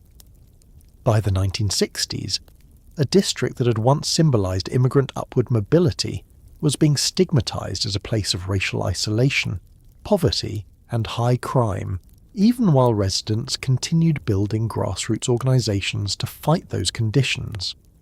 The word ghetto itself carried an uncomfortable continuity. Brownsville had been called a Jewish ghetto decades earlier. Back then, the word described a poor immigrant district crowded with Eastern European families. Now many of the same outsiders who had once considered Jewish Brownsville undesirable were using similar language about Black Brownsville. The population changed. Some attitudes toward poor neighbourhoods did not. There was also a difference. Jewish Brownsville had developed during a period of economic expansion when large numbers of immigrant workers could use industrial employment as a route, however difficult, toward greater stability. Black and Puerto Rican Brownsville inherited the neighbourhood when that route was narrowing. That difference affected the second generation. Suppose your father arrived from Russia in 1905 and became a garment worker. The job is exhausting, the pay is low, but the factory employs hundreds of people. You grow up in Brownsville, attend public school, learn English, and eventually obtain a municipal job. Your child goes to college, the family moves. Now imagine arriving in Brownsville from the south in 1955. You're told factories are hiring. You find work, but the factory closes several years later. Another plant is farther away. A job you apply for does not hire black workers easily. You have children. The schools are crowded. The building where you live needs repairs. The bank is not interested in lending you money to buy elsewhere. You are not simply beginning the same journey 20 or 30 years later. The economic road has changed. Brownsville residents understood that something larger was happening, which is why activism remained so strong. People formed tenant organisations, churches became political centres, parents demanded better schools, civil rights groups challenged employment discrimination, neighbourhood organisations requested recreation programmes and youth services. Local leaders sought federal anti-poverty money. Residents did not spend the 1960s sitting quietly, while Brownsville deteriorated around them. The conflict was often about who would control the money intended to fix the neighbourhood. Would City Hall decide? Would established social service organisations decide? Would white-led institutions that had operated in Brownsville for decades decide? Would black and Puerto Rican residents control programs themselves? That struggle over power became increasingly important as the population changed. It also damaged some of the interracial alliances that had survived the first years of transition. The most explosive example came through the schools. By 1968, the Ocean Hill-Brownsville experiment in community control had become the centre of a citywide fight. Local black leaders argued that parents in poor neighbourhoods needed greater authority over schools that had repeatedly failed their children. The United Federation of Teachers defended contractual protections for teachers, many of whom were white and Jewish. When local administrators moved against a group of educators, the dispute escalated into strikes that shut down New York City schools for a total of 36 days during the autumn of 1968. The conflict became much larger than Brownsville. Black activists saw a struggle for community power. Teachers saw a struggle for union rights. Some Jewish New Yorkers heard anti-Semitism in the rhetoric surrounding the dispute. Some black New Yorkers saw a white-controlled institution refusing to surrender authority in a black neighborhood. Politicians tried to manage the crisis and satisfied almost nobody. A progressive alliance that had once seemed possible was badly damaged. For Brownsville, the timing could hardly have been worse. The neighborhood was already losing jobs. Its housing was deteriorating. Urban renewal demolition had removed buildings without reliably replacing them. Commercial investment was weakening. Long-time residents were leaving. New residents were demanding power over institutions that they believed had failed them. Then, one of the most bitter racial and political disputes in modern New York unfolded, with Brownsville's name attached to it. From outside the neighborhood, all of these problems began merging into one image. Brownsville was poor. Brownsville was black and Puerto Rican. Brownsville had public housing. Brownsville had school conflict. Brownsville had deteriorated buildings. Brownsville had increasing crime. The details began disappearing behind the reputation. This is how a neighborhood starts becoming something larger than the place itself. A robbery in Brownsville becomes a Brownsville robbery. A school dispute becomes a Brownsville crisis. A vacant building becomes evidence about Brownsville. People who have never visited the neighborhood begin believing they understand it. Employers become reluctant to open businesses there. Families who have other choices avoid moving there. Banks become even more cautious. Politicians learn that promising to fix Brownsville is easier than persuading private investment to return. Meanwhile, the people living there still have to get up in the morning. They still go to work. They still shop on Pitkin Avenue. They still take children to school. They still pay rent. They still attend church. They still organise block associations. They still complain about garbage collection and broken elevators. They still try to obtain repairs from landlords. Most daily life remains ordinary. But the economic structure supporting that ordinary life is becoming weaker. By the end of the 1960s, Jewish Brownsville had largely disappeared as a mass community. Black and Puerto Rican residents now formed the neighborhood's dominant population. The transformation that had begun gradually after the war had become unmistakable, and historians describe the 1960s as the period when Brownsville's public identity shifted from a Jewish working-class district to a stigmatized Black and Latino ghetto.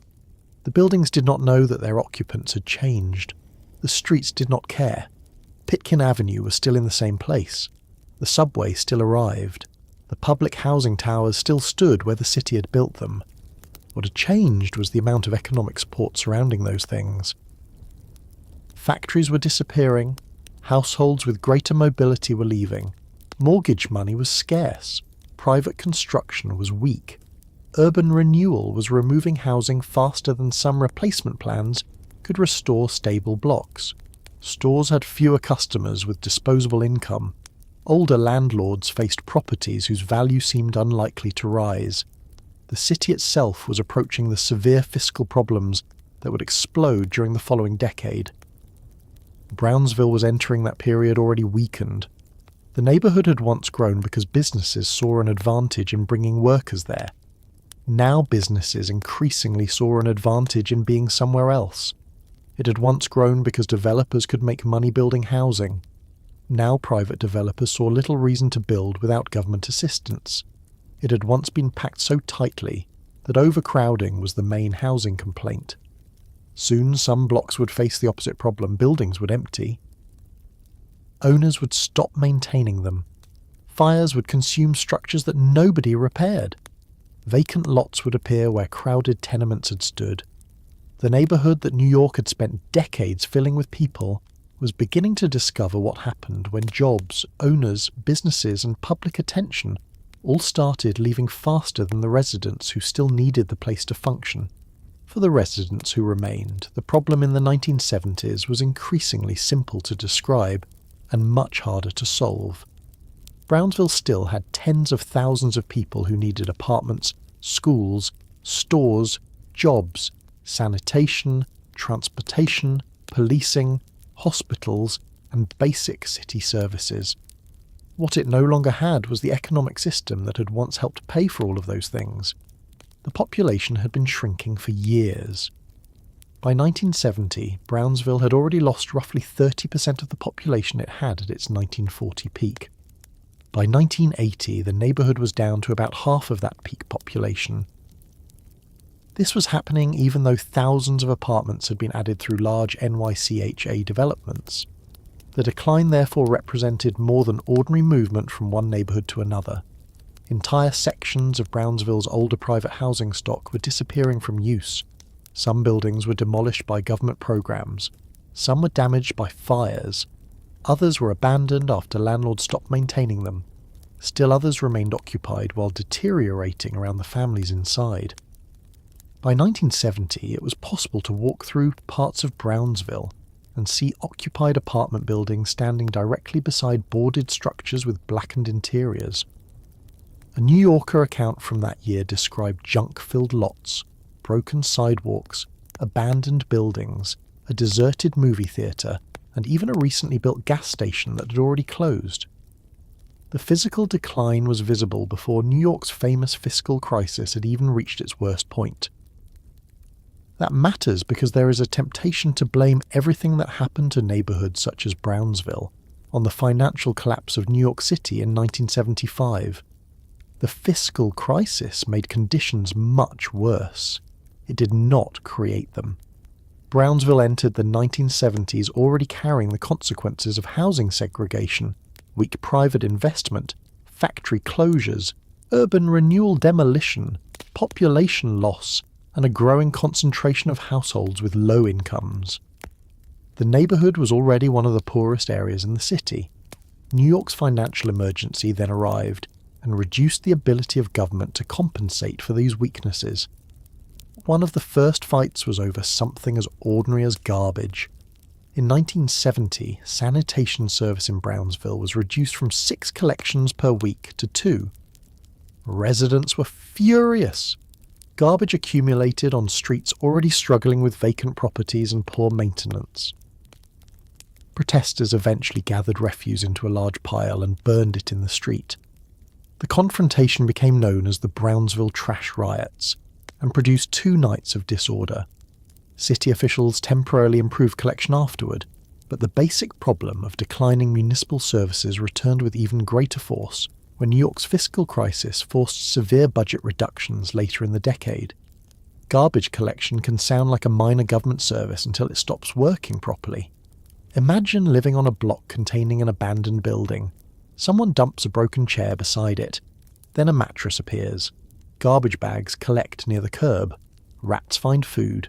Children have to walk past the pile on the way to school. Someone throws more rubbish there because rubbish is already there. A vacant lot that nobody maintains slowly becomes an unofficial dumping ground. The city eventually collects some of it, but not enough to keep the block clean. That process changes how people treat the space. Residents who care about the block may organise cleanups, complain to officials, call sanitation, or confront people dumping trash. Brownsville had many such residents, but maintaining a block becomes difficult when the amount of abandonment around them keeps increasing. Housing deterioration worked in a similar way. A landlord owning an apartment house needed rental income to pay taxes, repairs, fuel, insurance and maintenance. If enough tenants left, the building became less profitable.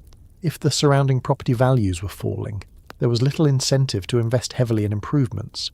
If banks were unwilling to lend money in the neighbourhood, even an owner who wanted to repair a building could have difficulty financing major work. Some landlords simply walked away. New York experienced a massive low-income housing abandonment crisis during the late 1960s and 1970s.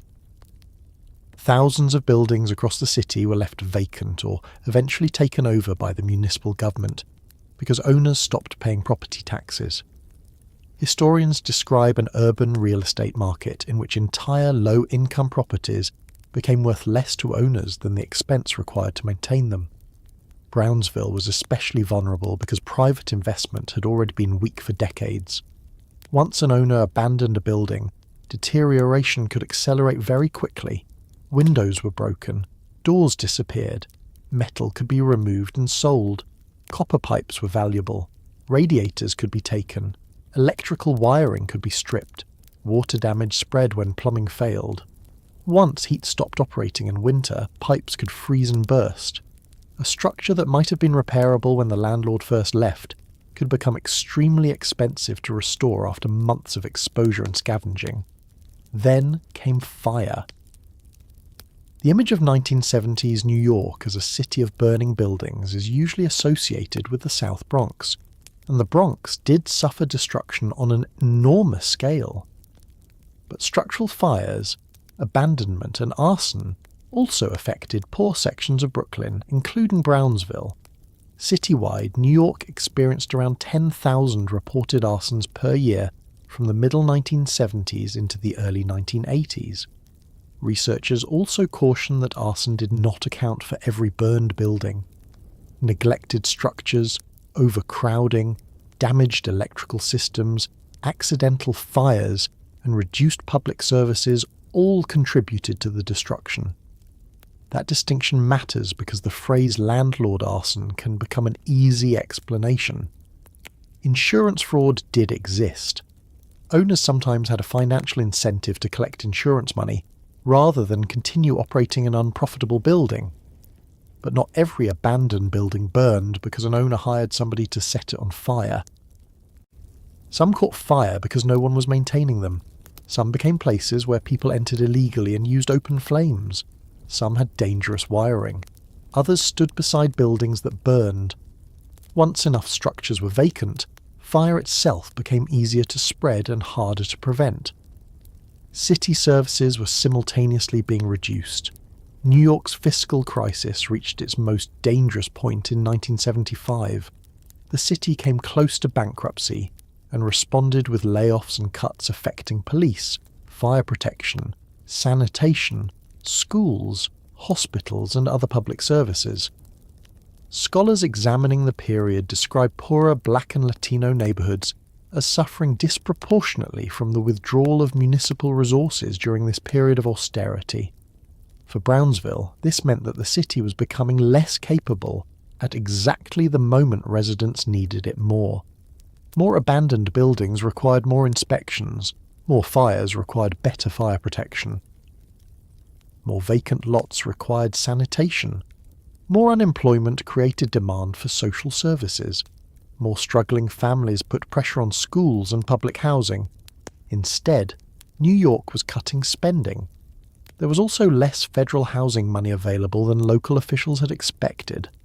Federal housing programs were reduced during the Nixon administration, weakening another source of investment Brownsville had relied upon. Historical comparisons of Brownsville with more prosperous Brooklyn neighborhoods show the neighborhood caught between declining federal housing support, New York's fiscal crisis, and a private lending market that had long regarded Brownsville as a poor investment. The result could be seen block by block. A building disappeared. The lot remained empty. Another building burned. The city demolished the shell. Another empty lot appeared. The storefront beside it lost customers. The store closed. A surviving apartment building became less attractive to anyone with enough money to move elsewhere. More families left. Population declined further. By the end of the decade, the holes in Brownsville's landscape were no longer temporary construction sites waiting for something new. Some stayed empty for years. Several city-owned vacant parcels created during that era would remain undeveloped for decades. One later city audit found Brownsville land that had been unused since the 1970s. But Brownsville did not become empty. This is another important point. A person looking at photographs of abandoned buildings can begin imagining that nobody was living there. Tens of thousands of people were. NYCHA developments remained heavily occupied. Brownsville houses, Van Dyke houses, Tilden houses, Hughes apartments, Low houses, and other developments continued functioning as homes. Unlike some of the neighbourhood's private housing, NYCHA did not simply abandon its entire portfolio.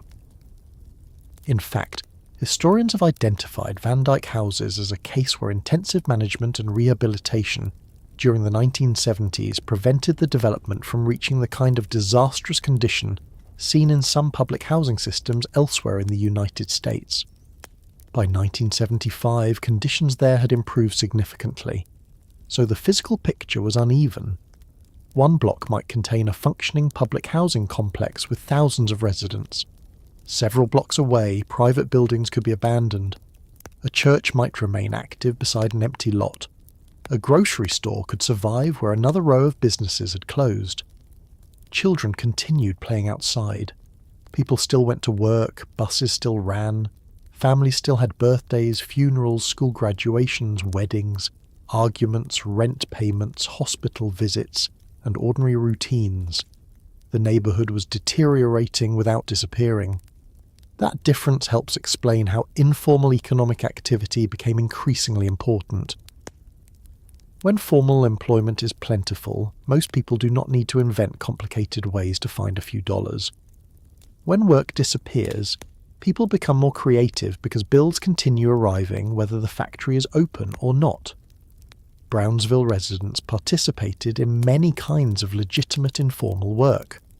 Someone might repair cars without operating a formal garage.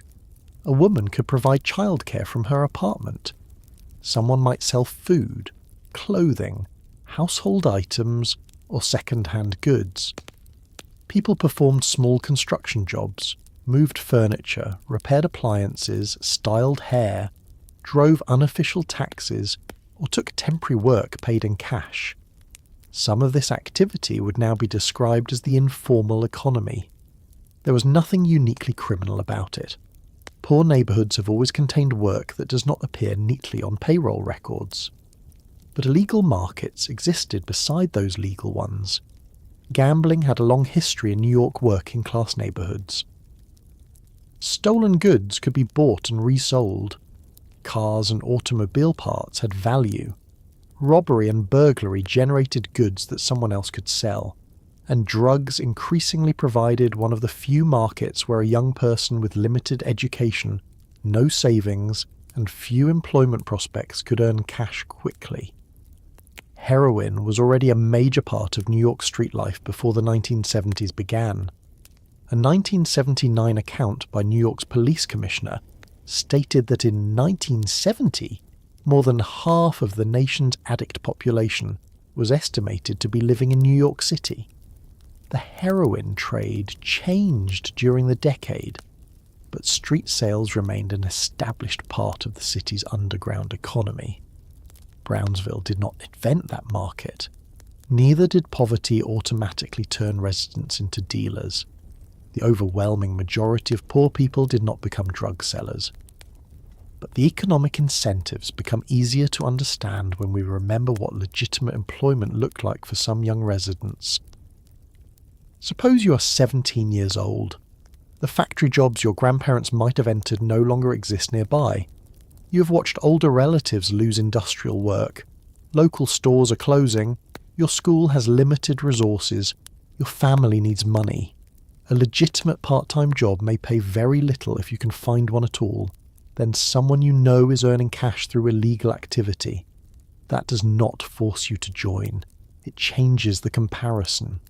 The street economy becomes more attractive when the formal economy becomes less available. Researchers studying drug users and street hustlers in New York during the late 1970s documented exactly this kind of economic world, with participants combining legal income, illegal income, drug sales, theft, and other activities in complicated efforts to obtain money.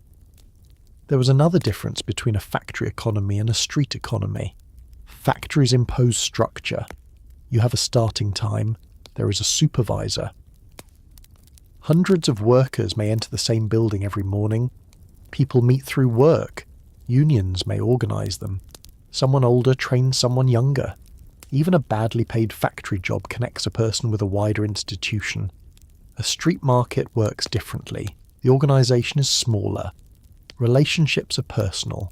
Trust is based on reputation. Territory matters. A person selling drugs or stolen property has no employment contract protecting him. Police are a threat. Other sellers can be a threat. Customers can be a threat. Robbery becomes part of the business risk. Violence can become a method of settling disputes because participants cannot take an illegal business disagreement to court. That helps explain why the growth of street economies can change violence, even when only a small percentage of neighbourhood residents participate in them. A single drug-selling location may involve relatively few people, but it affects everyone using the block. Residents have to walk past it. Children see it. Police focus on it. Rival sellers may fight over it. Someone carrying cash becomes a robbery target. Residents who complain may fear retaliation. A small illegal business can shape the atmosphere of a much larger public space. The geography of Brownsville made some of those problems harder. Large public housing developments created many courtyards, stairwells, hallways, rooftops, entrances, and spaces between buildings. Most of those areas were used normally by residents, but poorly monitored spaces could also provide places for illegal activity, particularly when maintenance and security weakened. Vacant buildings created even more opportunities. An abandoned apartment could become a place to use drugs. A burned structure could hide stolen property. A vacant lot could become a dumping ground. When legitimate businesses disappear from a street, there are also fewer store owners watching the sidewalk and fewer customers passing through. Brownsville was developing spaces where public life had thinned out. Residents repeatedly tried to fill those gaps themselves. Tenant associations organised around public housing. Churches offered programs. Community groups worked with young people. Local activists fought for better sanitation, housing rehabilitation, employment programs and government funding. The same Brownsville that newspapers increasingly described through crime and decay continued producing organised campaigns to rebuild itself. Wendell Pritchett's History of the Neighbourhood emphasises that grassroots activism persisted even as Brownsville became widely treated as an example of urban decline. Residents also began trying to reclaim abandoned property. This was happening across New York during the 1970s. In poor Black and Latino neighbourhoods where landlords had walked away from buildings, community activists sometimes occupied abandoned structures, repaired them, and demanded the right to manage or eventually own them. The movement became known as urban homesteading. It grew partly because residents had stopped believing that either landlords or city government would repair every abandoned building in time. Brownsville began receiving some new housing investment toward the end of the decade. Between 1977 and 1985, historical accounts credit community organisations and public programmes with building or rehabilitating more than 1,000 housing units in the neighbourhood. That did not replace everything Brownsville had lost, but it showed that the period was not one of uninterrupted collapse. The scale of the damage remained enormous. Some city-sponsored efforts to rebuild Brownsville during the 1970s were slowed by reduced federal funding, bureaucracy, management problems, and the sheer number of abandoned units. New construction and rehabilitation could not keep pace with all the buildings being lost through abandonment and demolition. This created one of the defining features of Brownsville in the years ahead. There was never just one Brownsville. There was the Brownsville visible in newspapers, where fires, crime, drugs, and abandoned buildings became proof that the neighbourhood was dangerous. There was the Brownsville of NYCHA, residents trying to get elevators repaired, and children to school. There was the Brownsville of churches, block associations, youth workers, merchants and tenant leaders trying to stabilise streets. And there was the Brownsville of young people looking at the available paths into adulthood and noticing that some of the paths their parents had been promised were closing. That last group would matter enormously. A teenager growing up in Brownsville in 1978 inherited a different neighbourhood from the one a Jewish garment worker had entered in 1905. The immigrant worker had arrived in a crowded district where jobs were difficult, badly paid, and often exploitative, but factories were expanding. The The teenager of the 1970s lived in a neighbourhood where there was more physical space because buildings had disappeared, but fewer stable jobs. The earlier Brownsville suffered from overcrowding. The later Brownsville suffered from abandonment. The earlier neighbourhood fought landlords who wanted higher rents. The later neighbourhood sometimes faced landlords who no longer wanted the buildings at all. That is a remarkable reversal in less than a century.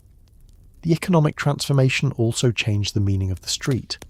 For an immigrant family in 1910, the street had been crowded because business was everywhere. Pushcarts, shoppers, factory workers, children.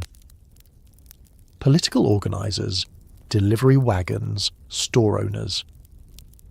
By the late 1970s, some Brownsville streets were crowded for completely different reasons. Young people had nowhere else to go. Vacant property created gathering places. Unemployment left more people outside during working hours. The legal and illegal informal economy took place in public. Police activity became more visible. Territorial groups became more important in areas where formal institutions had weakened. The street had always mattered in Brownsville, but now it could also become one of the main places where money, status, conflict and opportunity were negotiated. This did not make every teenager a criminal. It did not make every public housing development dangerous. It did not mean Brownsville had stopped containing stable families. But the conditions were becoming favourable for a more violent kind of underground economy. Then another change began appearing in Brooklyn's drug market. During the late 1970s, marijuana remained an important part of some underground distribution networks, while heroin was already well established. Around the beginning of the 1980s, researchers studying Brooklyn began observing a shift toward powdered cocaine.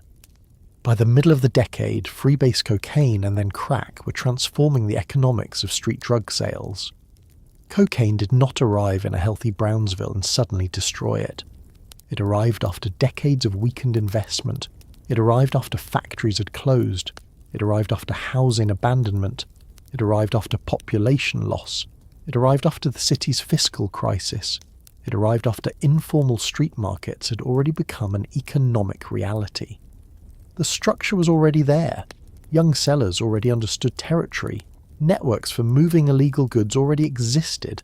Abandoned buildings and poorly monitored spaces were already available. Families were already living with unemployment and poverty. Police and residents were already dealing with a drug market built around heroin. What changed in the 1980s was the product, the amount of money involved, the number of people who could participate, and eventually the level of violence connected to controlling that money. Brownsville had spent the 1970s learning how difficult life became when legitimate institutions withdrew from a neighbourhood. The next decade would show what could move into the spaces they left behind. What moved into those spaces was not simply a new drug. Brownsville had dealt with heroin, gambling, theft and other underground markets for years. What arrived in the middle of the 1980s was a drug that could be sold differently, purchased differently, and distributed on a scale that made street corners far more valuable than they had been before. Crack cocaine became widely available in New York City during the mid-1980s. Unlike powdered cocaine, which had generally been associated with higher prices and required larger purchases, crack could be prepared in small ready-to-smoke pieces and sold one dose at a time. That lowered the amount of money a customer needed to make a purchase. Research on New York users found a dramatic rise in first-time crack use between 1984 and 1986, showing how quickly the new market expanded. For a neighbourhood such as Brownsville, the timing was especially damaging. The factories had already been disappearing, private investment had already fallen, vacant buildings already existed, youth unemployment was already a serious problem. Heroin distribution had already established illegal networks. The neighbourhood did not need crack to create poverty. Poverty and disinvestment were waiting when crack arrived. That difference matters because the simplest version of the story usually begins with the drug. Crack appeared. People became addicted. Crime increased. Brownsville became dangerous. There is truth inside that sequence, but it leaves out everything that made the new drug market capable of spreading so quickly.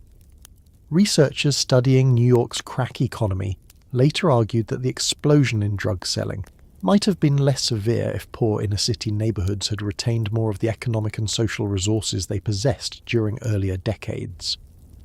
Brownsville had lost many of those resources. Imagine being 18 years old there in 1985. Perhaps your grandmother still remembers when Pitkin Avenue was packed with stores. Your mother remembers factories where relatives worked. You can see the public housing towers built when the city believed modern housing would improve the neighborhood. But you cannot work inside a memory. The factory that employed your grandfather may be gone. The store that hired teenagers may have closed. The abandoned lot does not issue paychecks. A public housing apartment gives your family somewhere to live, but it does not create employment. Then someone your age begins selling small pieces of crack on the street. He does not have a college degree. He did not apply through a personnel office. Nobody checked his references. He simply has a product people are buying. The amount of money visible on the street could make ordinary wages look extremely small. Again, most young people did not become dealers. Most Brownsville residents were not participating in the crack business. They were living beside it. That could be worse in some ways.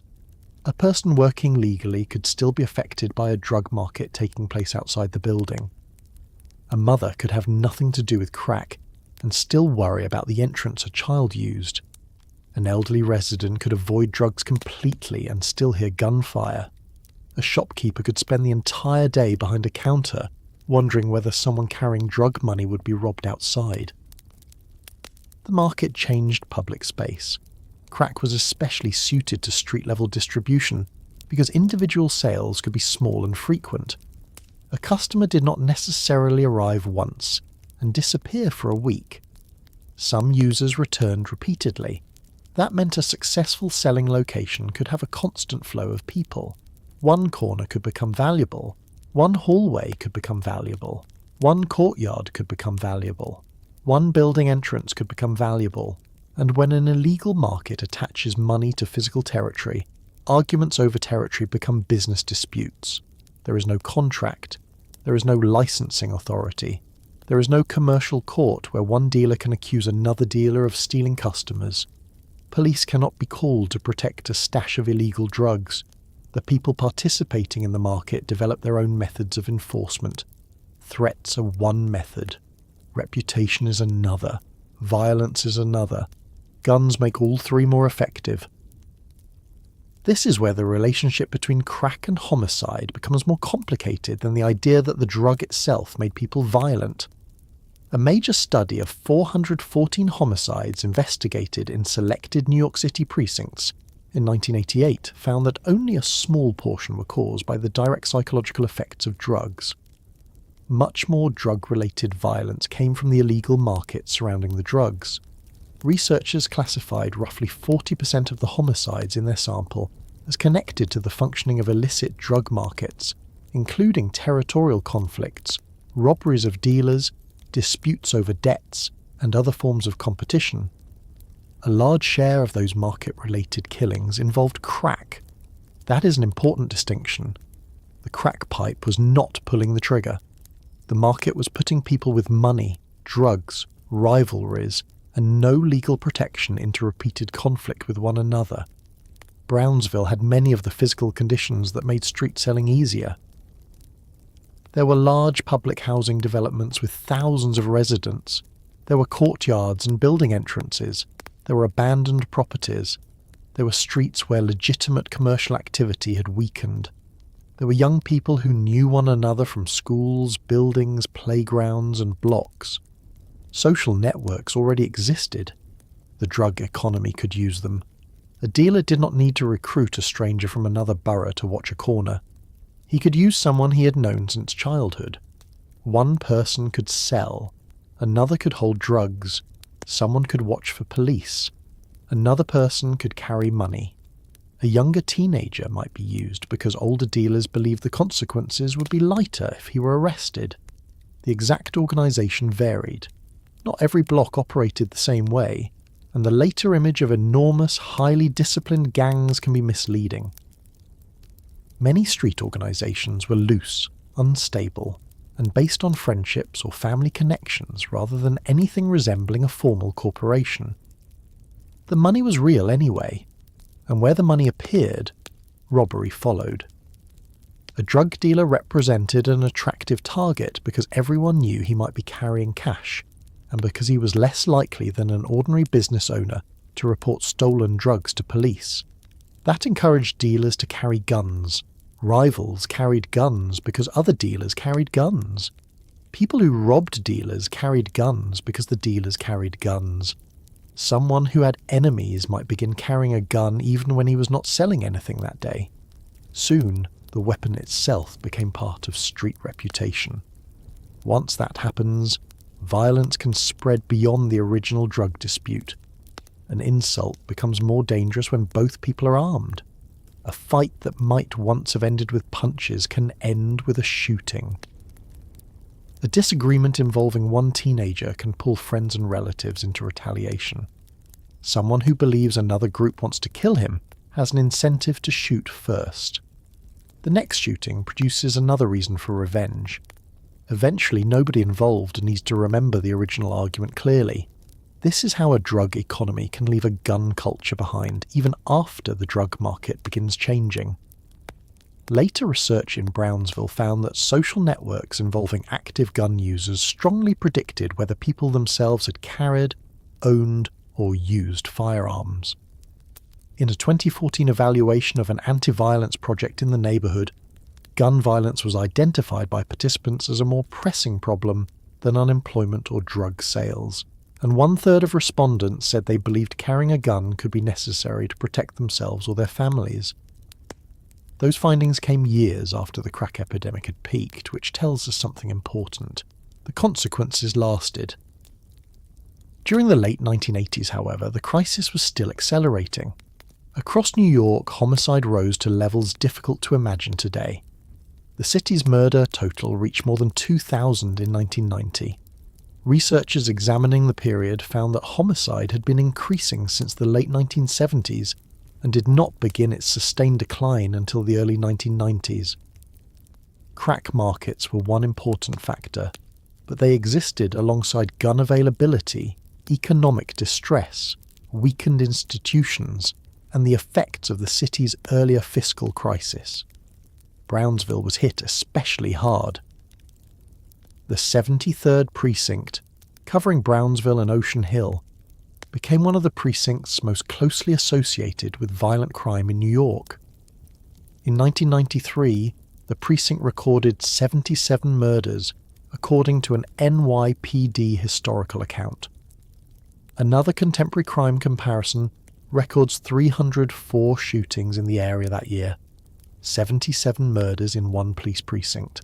Try to understand what that number meant outside a spreadsheet.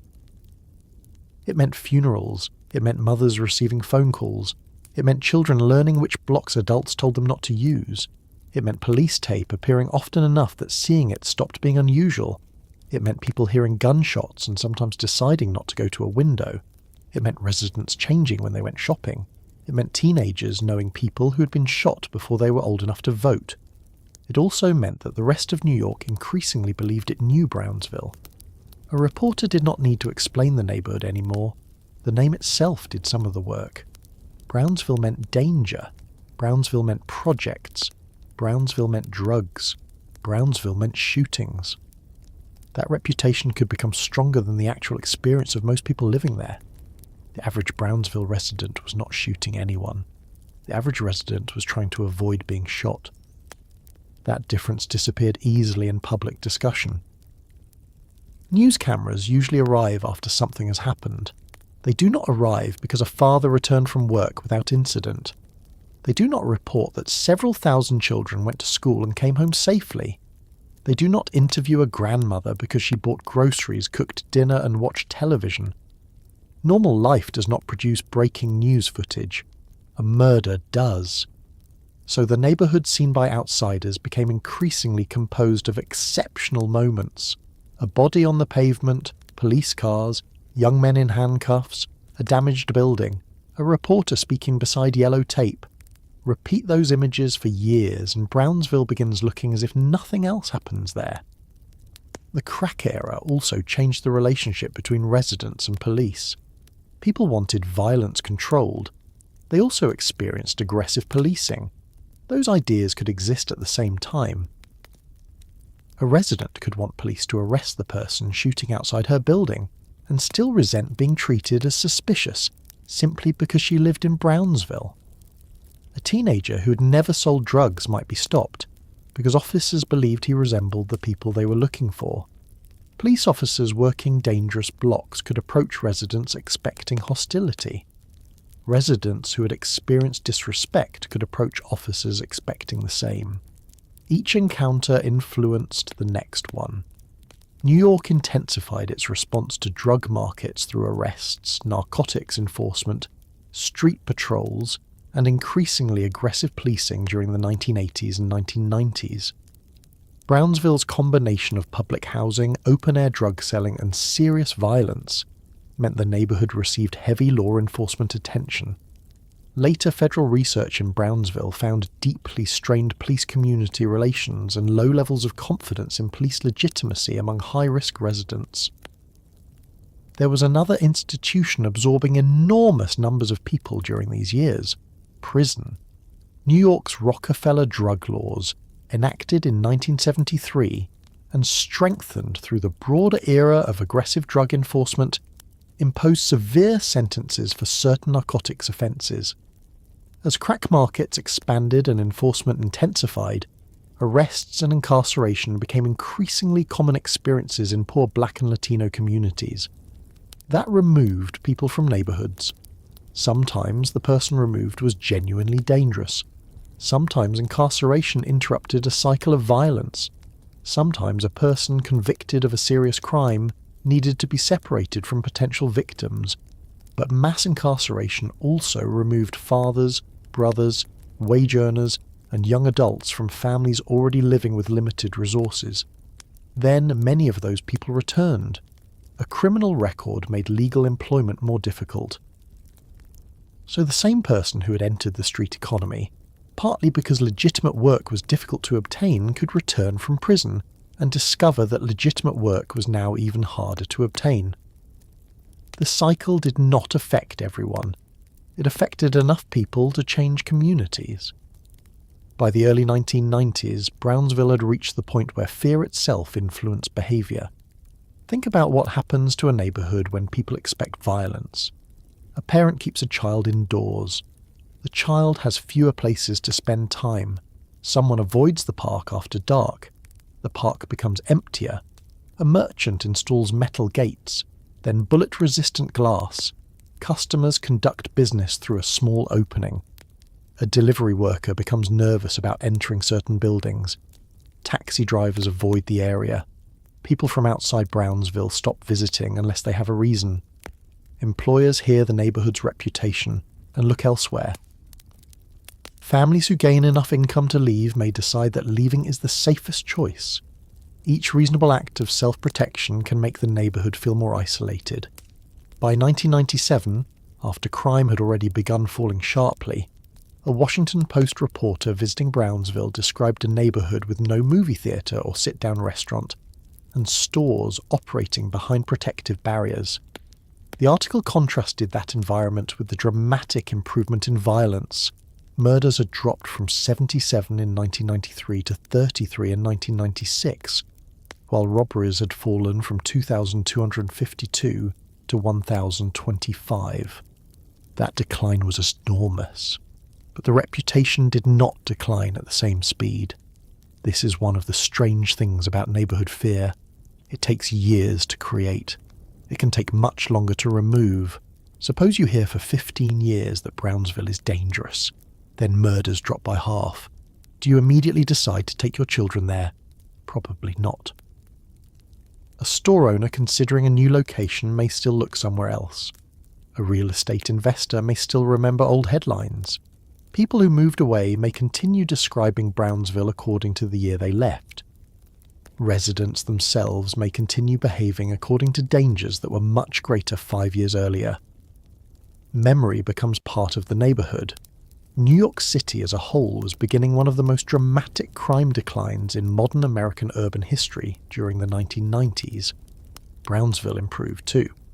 From 1993 through 2010, murders in the area fell by more than 60%, robberies by nearly 80%, and overall major crime by roughly 2/3.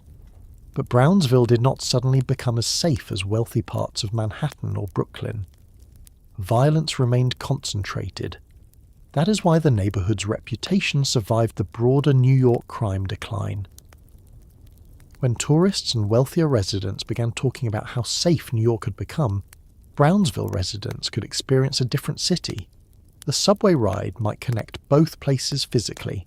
Crime statistics did not connect them equally. Brownsville remained among the precincts with some of the city's highest levels of shootings for decades. An NYPD account published years later described the neighborhood as one of Brooklyn's most persistently violent areas, even after the huge reduction from the early 1990s. There is a temptation at this point to search for one explanation: crack, guns, gangs, public housing, bad policing, bad schools, poverty, family breakdown, government neglect. Any one of those can be made into an argument. Brownsville's actual history is less convenient. The crack economy mattered, gun availability mattered, street organizations mattered, individual choices mattered, police strategies mattered. But crack entered a neighborhood already weakened by lost jobs, segregation, abandoned housing, concentrated poverty, and decades of limited private investment. A profitable illegal market then offered opportunities the legal economy was failing to provide. Guns protected that market and eventually circulated through social networks larger than the market itself. Violence encouraged more families and businesses to leave.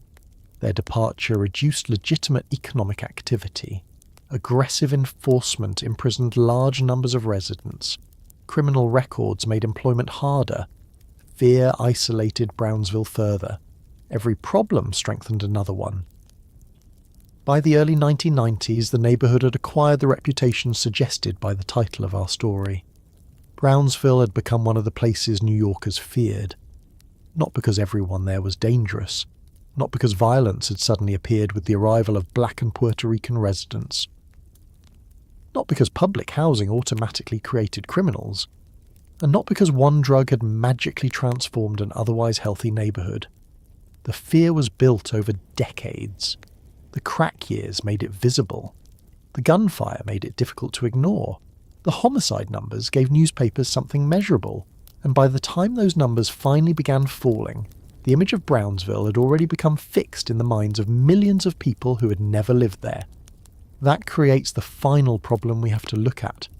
Because once a neighborhood has been described mainly through its worst years, the people still living there inherit a reputation they did not create individually. A child born in Brownsville after the crack epidemic can still be judged by it. A family living peacefully in public housing can still be treated as though the projects define them.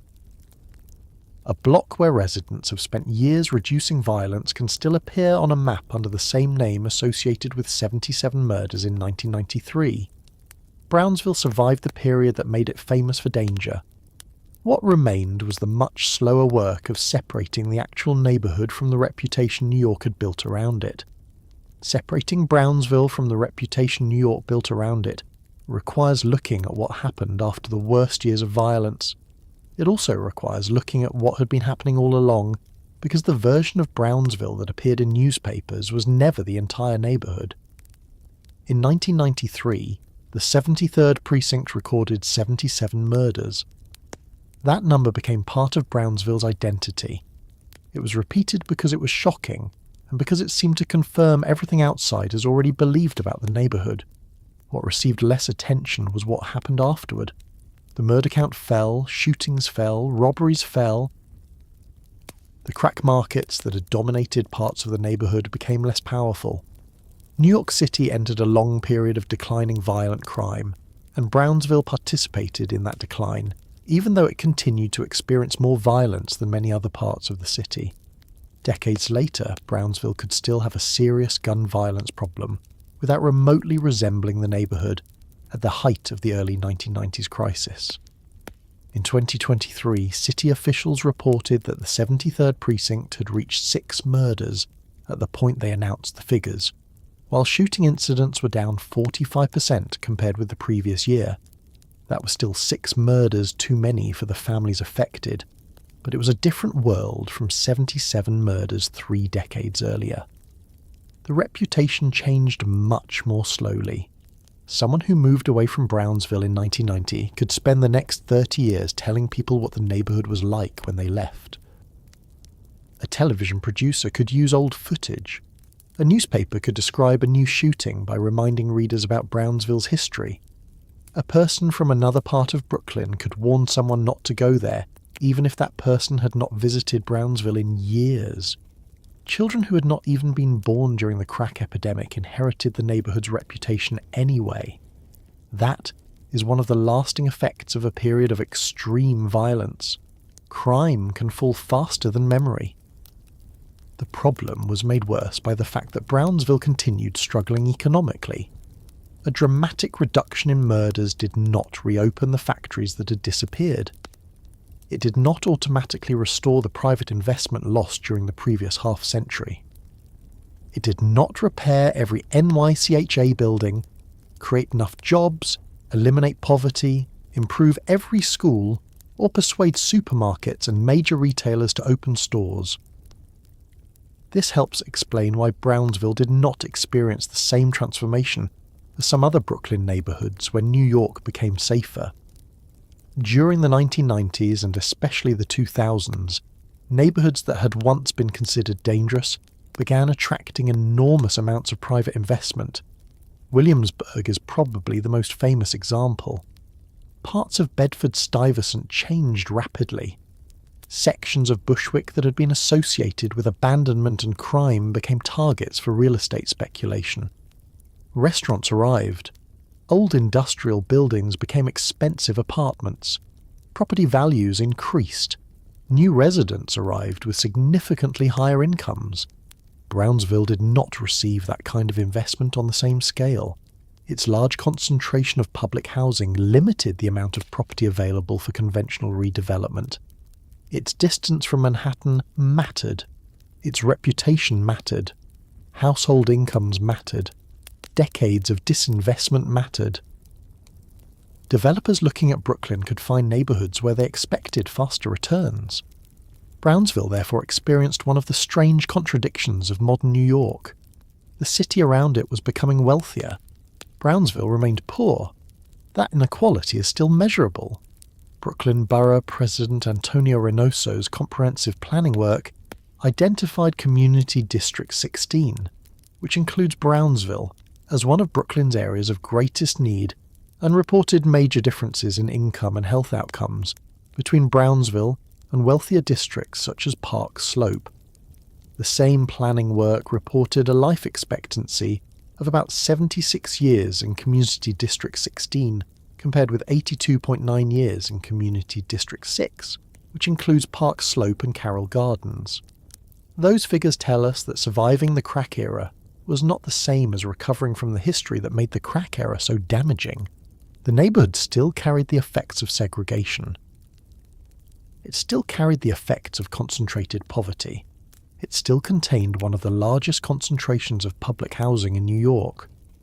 Residents still dealt with health problems, housing problems, unemployment, rent pressure, and violence at levels that were not distributed evenly across the city. But if we stop there, we make the same mistake the headlines made. Brownsville becomes a list of things that went wrong. That leaves out the people who spent decades trying to make things go right. One of them was Rosetta Gaston. People in Brownsville came to know her as Mother Gaston. In 1969, during exactly the period when the neighbourhood was entering some of its hardest years, she began the Children's Cultural Corner from her home. Her concern was that young black children growing up in Brownsville were not learning enough about their own history and culture. She collected materials. She taught children. She treated knowledge of history as something practical that a community needed, not simply something preserved in a university. Her work eventually helped produce the Brownsville Heritage House, founded in 1981 and located above the Stone Avenue Library. The institution preserves African American history, art, books, documents, artifacts, and local memory while running cultural and educational programs for the neighborhood. Think about the date. 1981. Brownsville was moving toward the crack epidemic. Abandoned properties still scarred parts of the neighborhood. New York had only recently survived its fiscal crisis. Poverty was severe. Violence was about to become worse. And somebody in Brownsville was collecting history. That does not fit very neatly into the usual story. Neither does the library beneath it. Remember where that library came from. At the beginning of the 20th century, immigrant families in Brownsville had overwhelmed local library facilities because children and adults wanted books. The Stone Avenue Children's Library opened in 1914 because the demand had become so great. Decades later, above that same library, Black Brownsville residents created a cultural institution devoted to preserving their own history. The population changed. The need for institutions did not. There is a continuity there that is easy to miss if Brownsville's story is divided into a Jewish neighborhood, followed by a black neighborhood, as though the first disappeared and an unrelated place replaced it. Different groups inherited the same streets. They inherited some of the same buildings. They inherited the same problem of being treated by the rest of New York as a poor district on the edge of respectable city life. They also inherited a tradition of organizing locally when outside institutions failed to provide what residents needed. Jewish tenants had organized rent strikes. Garment workers had organized unions. Black and Puerto Rican residents organized around housing, schools, civil rights, employment, health, policing, and neighborhood services. The causes changed. The basic response often did not. Brownsville residents organized because waiting for somebody else to solve Brownsville's problems had rarely worked very well. That continued after the crack years. Community groups developed violence interruption programs, employment projects, youth programs, housing initiatives, health campaigns, cultural organizations, and neighborhood planning efforts. The Brownsville Community Justice Center, launched in 2011, grew from the idea that reducing crime required more than making arrests.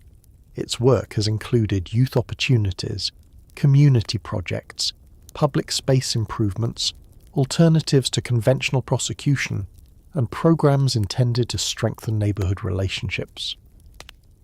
The organization behind the Justice Center describes its approach as creating safety by strengthening social infrastructure and expanding opportunities rather than treating enforcement as the only available response.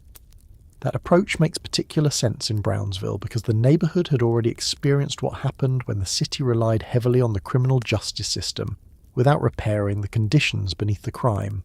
Arrest the dealer, and another dealer can take the corner. Send someone to prison, and the vacant building is still vacant. Confiscate a gun, and the teenager who believed he needed one for protection may still live in an environment where his friends carry guns. Police can stop an immediate threat. They cannot reopen a factory. They cannot create a stable family income by making an arrest. They cannot replace a school program, repair a roof, provide mental health treatment, renovate a park, or build a supermarket. That does not make policing irrelevant. Residents living with serious violence often want effective police protection. Brownsville's history shows why public safety becomes more complicated when residents want protection from criminals, while also wanting protection from unfair treatment by the criminal justice system. Many local programs increasingly treated violence as a problem that could be interrupted before police ever became necessary. That meant identifying people at greatest risk of shooting or being shot. It meant mediating disputes. It meant giving young people alternatives to street groups. It meant jobs. It meant credible adults who could enter conflicts where government officials might not be trusted. It meant treating a shooting not only as the result of one person making a decision, but also as something connected to networks of retaliation. This work did not eliminate violence. Brownsville continued to experience shootings. Some years were worse than others. The COVID-19 period disrupted progress in neighbourhoods across New York and was accompanied by a renewed rise in shootings citywide. But the longer trend still showed something important. Brownsville was not permanently trapped at the level of violence it had experienced in the early 1990s. The idea that the neighbourhood was simply incapable of improving had already been disproved. The physical neighbourhood also began receiving investment again, although much of it continued to come from government and non-profit development, rather than the kind of private real estate boom transforming wealthier parts of Brooklyn. The Brownsville Plan was created through a community planning process involving residents, local organisations and city agencies. The city committed to more than 2,500 affordable homes and described the housing component as representing more than $1 billion in investment. The plan also included parks, health facilities, youth spaces, commercial space, cultural programs, support for local organisations and economic development projects.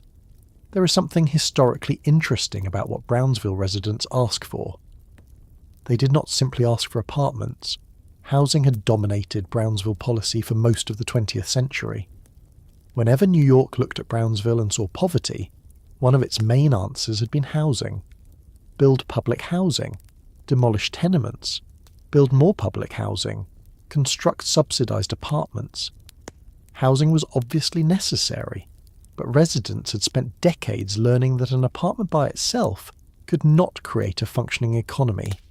A family also needed somewhere to buy food. Children needed recreation. Adults needed employment. Small businesses needed customers and financing. Residents needed healthcare. Artists needed space. People needed parks they could actually use. A neighbourhood needed institutions that gave residents reasons to remain there rather than treating successful departure as the only measure of progress. That broader understanding appeared in later Brownsville planning. Renovations at Betsy Head Park became part of the city's investment strategy. New housing developments incorporated community facilities. Van Dyke III, completed in 2021, brought 179 permanently affordable apartments to NYCHA property, together with a community health clinic and supportive services.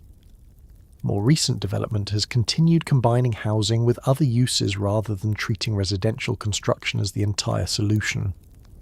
In July 2025, the city announced financing for another major project, the Brownsville Arts Centre and apartments on Rockaway Avenue.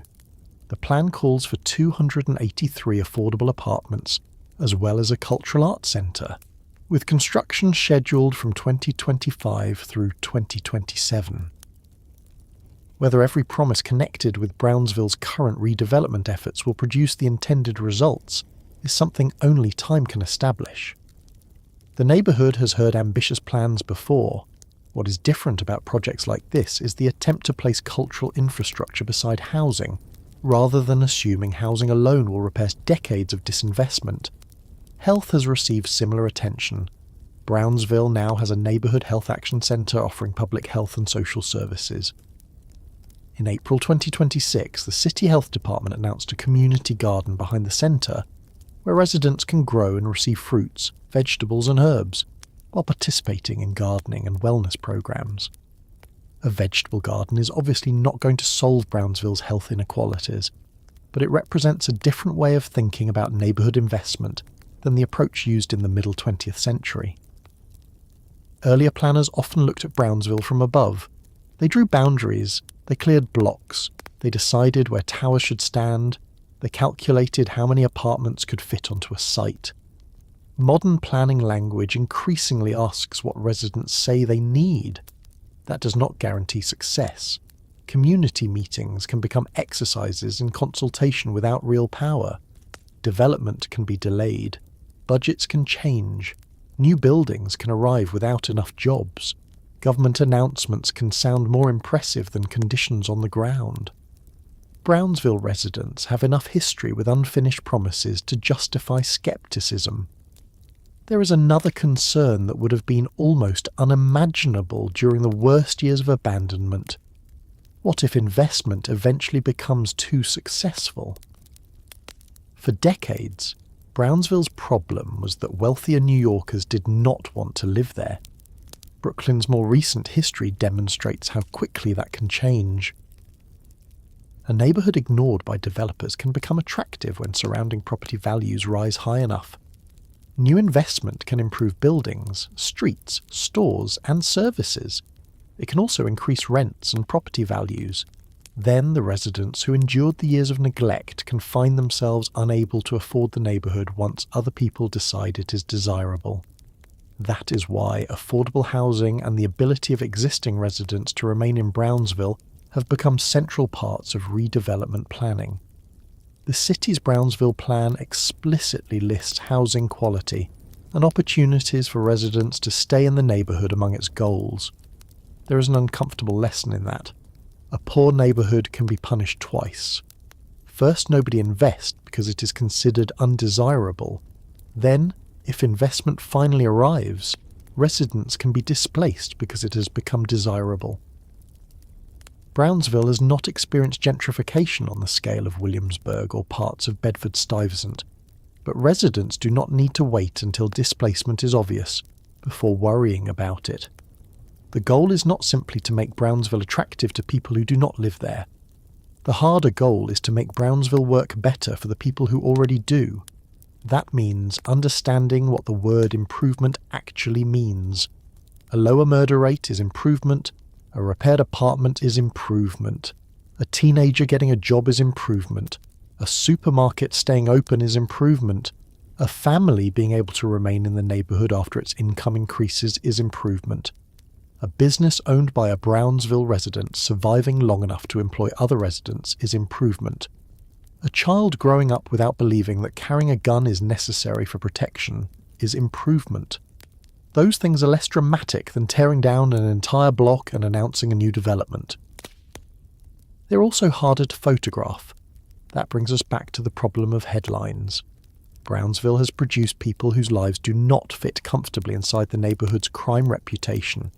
It has produced world champion boxers, including Riddick Bowe, Shannon Briggs, Zab Judah, Danny Jacobs, and others. Mike Tyson's childhood connection to Brownsville became one of the most famous parts of his biography. The neighbourhood's boxing tradition is so strong that even an NYPD history of Brownsville, written mainly around crime and policing, acknowledges the remarkable number of major fighters associated with it. That tradition makes sense when you know Brownsville's history. Boxing gyms offered structure. They offered coaches. They offered physical discipline. They offered young people a place to spend time. Most boxers never became champions, but a gym did not have to produce a heavyweight champion to matter. A teenager spending 3 hours training was spending 3 hours somewhere other than a drug corner. The same was true of basketball courts, churches, libraries, cultural organisations, schools, youth centres, music programmes, and community groups. These institutions rarely receive credit for crimes that never happen. Nobody can count the exact number of shootings prevented because a teenager had somewhere else to go.